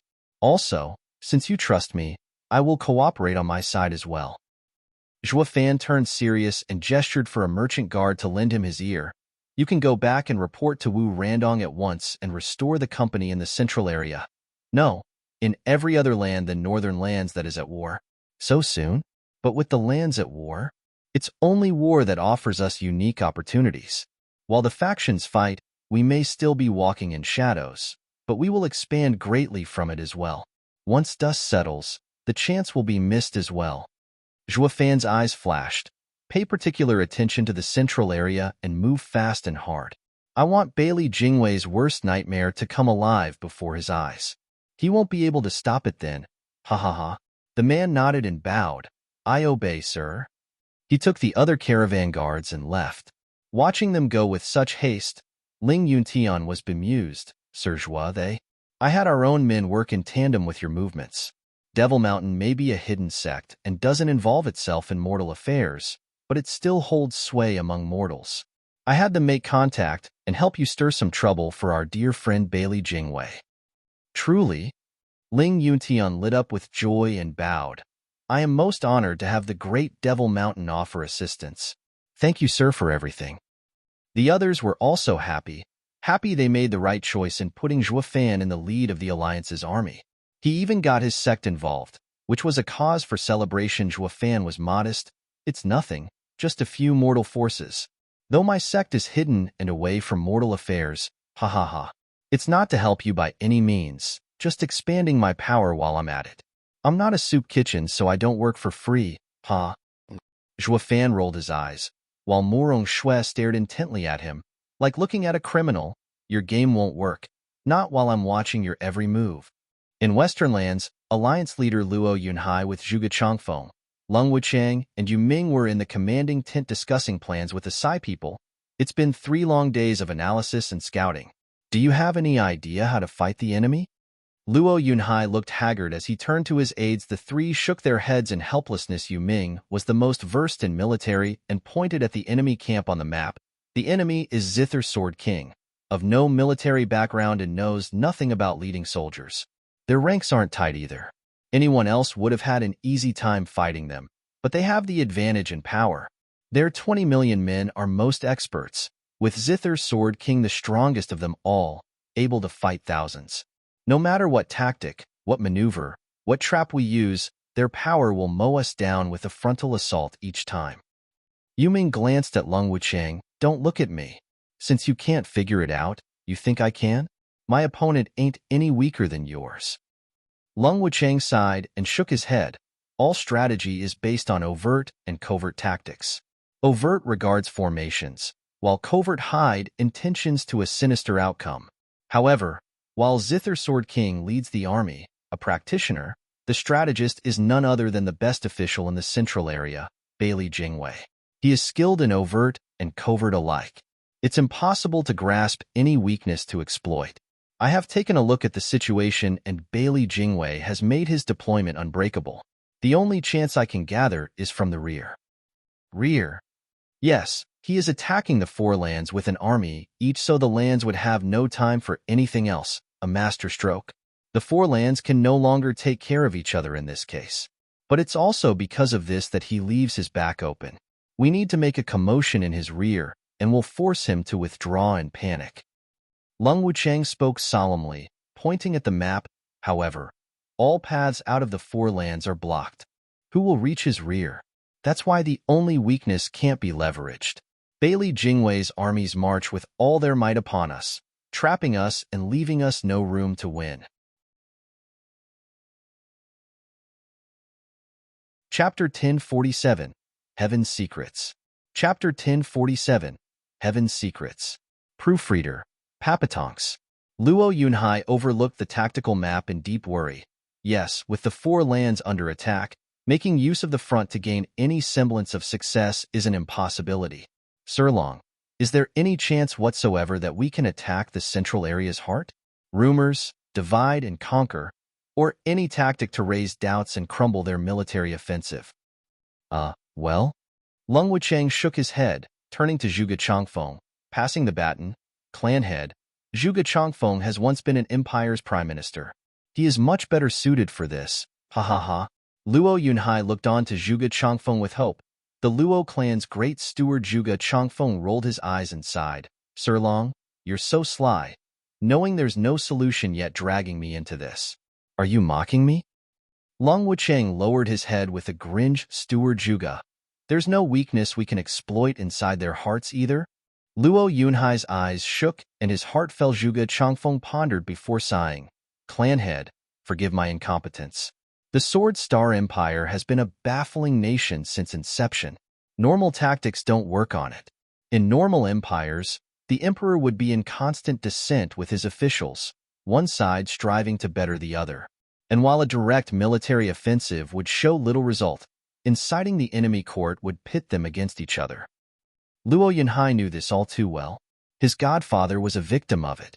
He hated these suspicions between the lord and its subjects, but also knew their value in any empire. No matter how strong, suspicions between the lord and the officials would lead to mistakes that brought about collapse. One could have a godly commander and flawless officials. As long as the emperor mistrusted them, he would do all he could to relieve them of their lives. What came next was the enemy nation having their trouble. While the crisis was averted in this situation, Luo Yunhai, a modest man, found this underhanded tactic the most plausible. In any case, all is fair in love and war. Winning was all that mattered, with no tactic being avoided, be it overt or covert. Though judging by Zhuge Changfeng's look, such a tactic wouldn't work. Clan head, the Emperor Bailey Jingshi is no less able as Bailey Jingwei, thus making such a tactic fruitless. But the crux is the Sword Star Empire's structure. Unlike your average empire, and sowing dissent won't work on it. The emperor and the prime minister are appointed by Bailey Yutian. This leads to no conflict between the two, and thus no suspicions. Zhuge Changfeng sighed. The emperor doesn't fear his minister, and the same goes for the latter. The two work together, like a double-headed dragon in ruling the empire. And even if, by absurd, dissent works, Bailey Jingwei's military command won't be affected by the emperor. The only appropriate target for dissent is Invincible Sword. Alas, he's a madman, thinking himself on top of the world and finding even the Sword Star Empire beneath him, telling him that Bailey Jingwei is against him. He won't believe it, or even care for that matter. He is certain that nothing in this world can make him fall, and thus nothing matters. Yeah, Invincible Sword is beyond arrogant, which makes him a worse target for dissent because he doesn't care in the first place, no matter how things play out. Lung Wucheng hesitated. Fear is the easiest emotion one can leverage. Without it, he won't argue with vile people. Zhuge Changfeng eyed him. Sirlong, who are you calling vile? Steward Zhuge, you understand that some debatable methods are unavoidable in diplomacy. I'm not cursing you. Lung Wucheng chuckled. Zhuge Changfeng smirked. We're all wallowing in trickery, with neither one of us any better. But isn't it all for the swift rise of the clan? True, we had to pull strings and make sure our new allies would see dangers outside the protective embrace of our Luo alliance. Hasn't Steward Zhuge put us here for this reason? Had we been any upright, Steward Zhuge would have never chosen us as clan heads' aides. Yu Ming sighed. They all had to nod at that, with Lung Wucheng resuming, clan head is just too morally bound, leaving the dirty work to us. Only now we three have the same enemy, yet can't help clan head overcome this problem. I wonder how Steward Zhuge would approach this? Chapter 1048, Back. Chapter 1048, Back. Proofreader, Papatonks. Marshal Luo, orders are here. An elder came into the commanding tent as he boomed. The hopeful, curious, and tense gazes had him pause. What's wrong? Luo Yunhai smiled and said, Commander Taoba, what urgent order has you running here? Rai, Tuoba Taizhan, You were quite cocky when you were invited into the Luo alliance and even gave us many conditions. It's only due to our kind clan head and his respect for seniors that he agreed without delay. If it were me, humph. Lung Wucheng mocked. So what is it this time? That you have to relay the order in person? Back then you insisted on being on equal grounds with clan head. Not even the 7 houses joining the Luo alliance first were treated as such. Yet a defeated Xuanrong commander. Sir Long. Luo Yunhai cut him off with a look, cupping his hands to Tuoba Taizhan. Forgive me, Steward Long has been rude to Commander. Please accept my apologies in his stead. No, Marshal Luo. It's I who is sorry. Tuoba Taizhan sighed. Sir Long is right. I was very rude when I joined Luo alliance, proud of my seniority. But that was because of being a defeated commander, thinking that I would receive a cold reception. I never thought I'd see Marshal Luo to be so courteous and magnanimous. I feel ashamed. I've come to know many of the Xuanrong imperial family's secrets, and when I should have been silenced, the Luo alliance took me in and protected me. I thank you so much, Marshal Luo, for saving my life. Tuoba Taizhan gave a deep bow and Luo Yunhai went to help him up. Commander Tauba, you're an undefeated god of war like my godfather. It is Luo alliance's honor to have you. I could never watch as a hero commander ends up framed.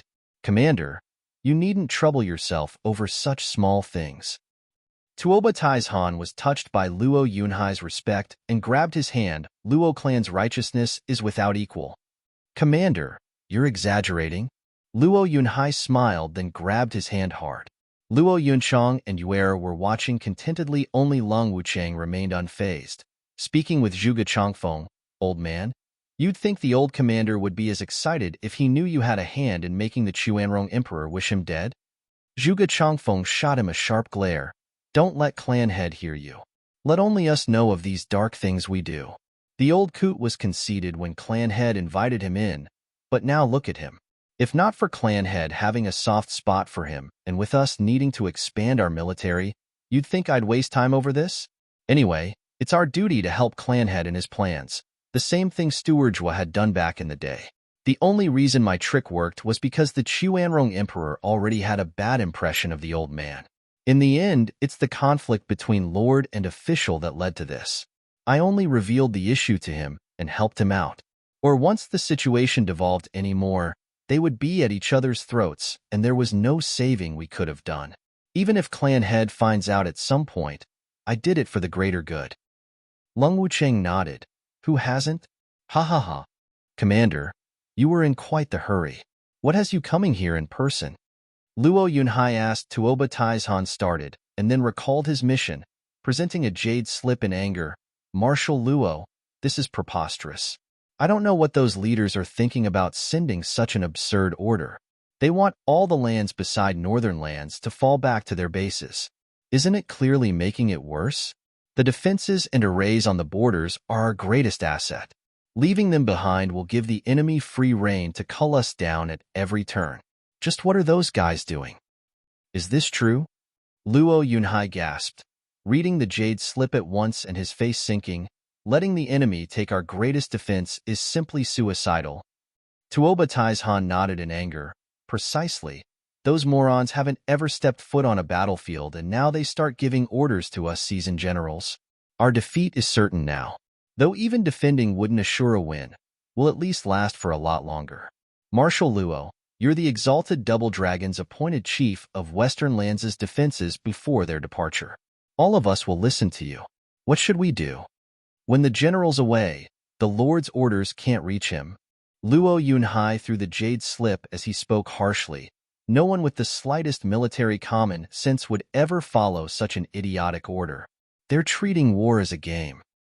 Yes, those leaders must have lost their minds to send such an order. One land's leaders might propose it, but the other 3 actually accepted it? Are they all idiots? Tuoba Taizhan ranted, his anger burning brightly. I just can't believe our leaders would be so useless. Just how on earth did the 4 lands even survive for so long against the central area's attacks? The others nodded and Lung Wucheng spoke. Clan head, no matter who issued this infantile order, it comes from straight above. Refusing, even if winning, will incur punishment. Maybe it will mark the end of our place in Western lands. We have nothing to gain from it, so why still fight? There are some things a man must do. A soldier must do his duty. I fight to stop the Central Area's oppression and trample of the Western lands, so that the people can be safe and not for the appreciation of the higher-ups. Luo Yunhai huffed and shouted, "As long as there's even a man alive from Luo clan, we will defend Western lands. I am a marshal of Western lands for a reason, and I intend to uphold my duty. Let those leaders go to hell. I still have a conscience." The others' hearts thumped, looking at him in admiration. Luo Yunchang and Yuer nodded in appreciation. Husband is more and more like master. He's been under Zhua Fan's influence from the start. Some things were bound to rub off on him with how close they were. Luo Yunchang smiled. Tuoba Taizhan gave a thumbs up. Marshal Luo is a true man. Since Marshal Luo lives for Western lands, then I shall join you in this endeavor. Ha ha ha. Since clan head has made his decision, we shall abide by it. Lung Wuchang and the other two bowed. Clan head is upright and frank, but we cannot let you fall here. What Steward Zhua left us to do is to assure this, by doing things the clan head can't. Leave the mediating with the leaders to us. But before that, we need to understand what they're thinking. Commander Tauba, which leader proposed it, who was against it, and who delivered it. We need a clear picture to break clan head from the stain of defying orders. Tuoba Taizhan frowned. I'm not sure either. I had someone investigate when the order came. It's been a day now. I want to know whose brain is rotten to send such idiotic orders. What right does he have to command us? Report. A shout announced the coming of a guard. Tuoba Taizhan smirked. Here he comes. Come in. Whoosh. The soldier knelt before them and spoke. Marshal Luo, Commander Tauba, the leaders have given us a reply to the order's source. It's from the newly appointed Grand Marshal of the Alliance, the first disciple in Western lands, Zhua Fan. What? Everyone stared agape. Zhua Fan? He's not renamed, is he? No. He said he's the best disciple in Western lands. Yuer started then got excited. It's Master. He's alive. Only he is the real best in Western lands, the only one to defeat Yilin. Luo Yunhai shook all over from shock, but then got so excited he teared up. I just knew Brother Zhua, the man outside fate, has come back. Yeah, only he is outside heaven's influence. Schwanger beamed. I'll have to trouble you once more, Steward Zhua, to save the people. PR. LOL, so we gonna take back all that defamatory language? Haha,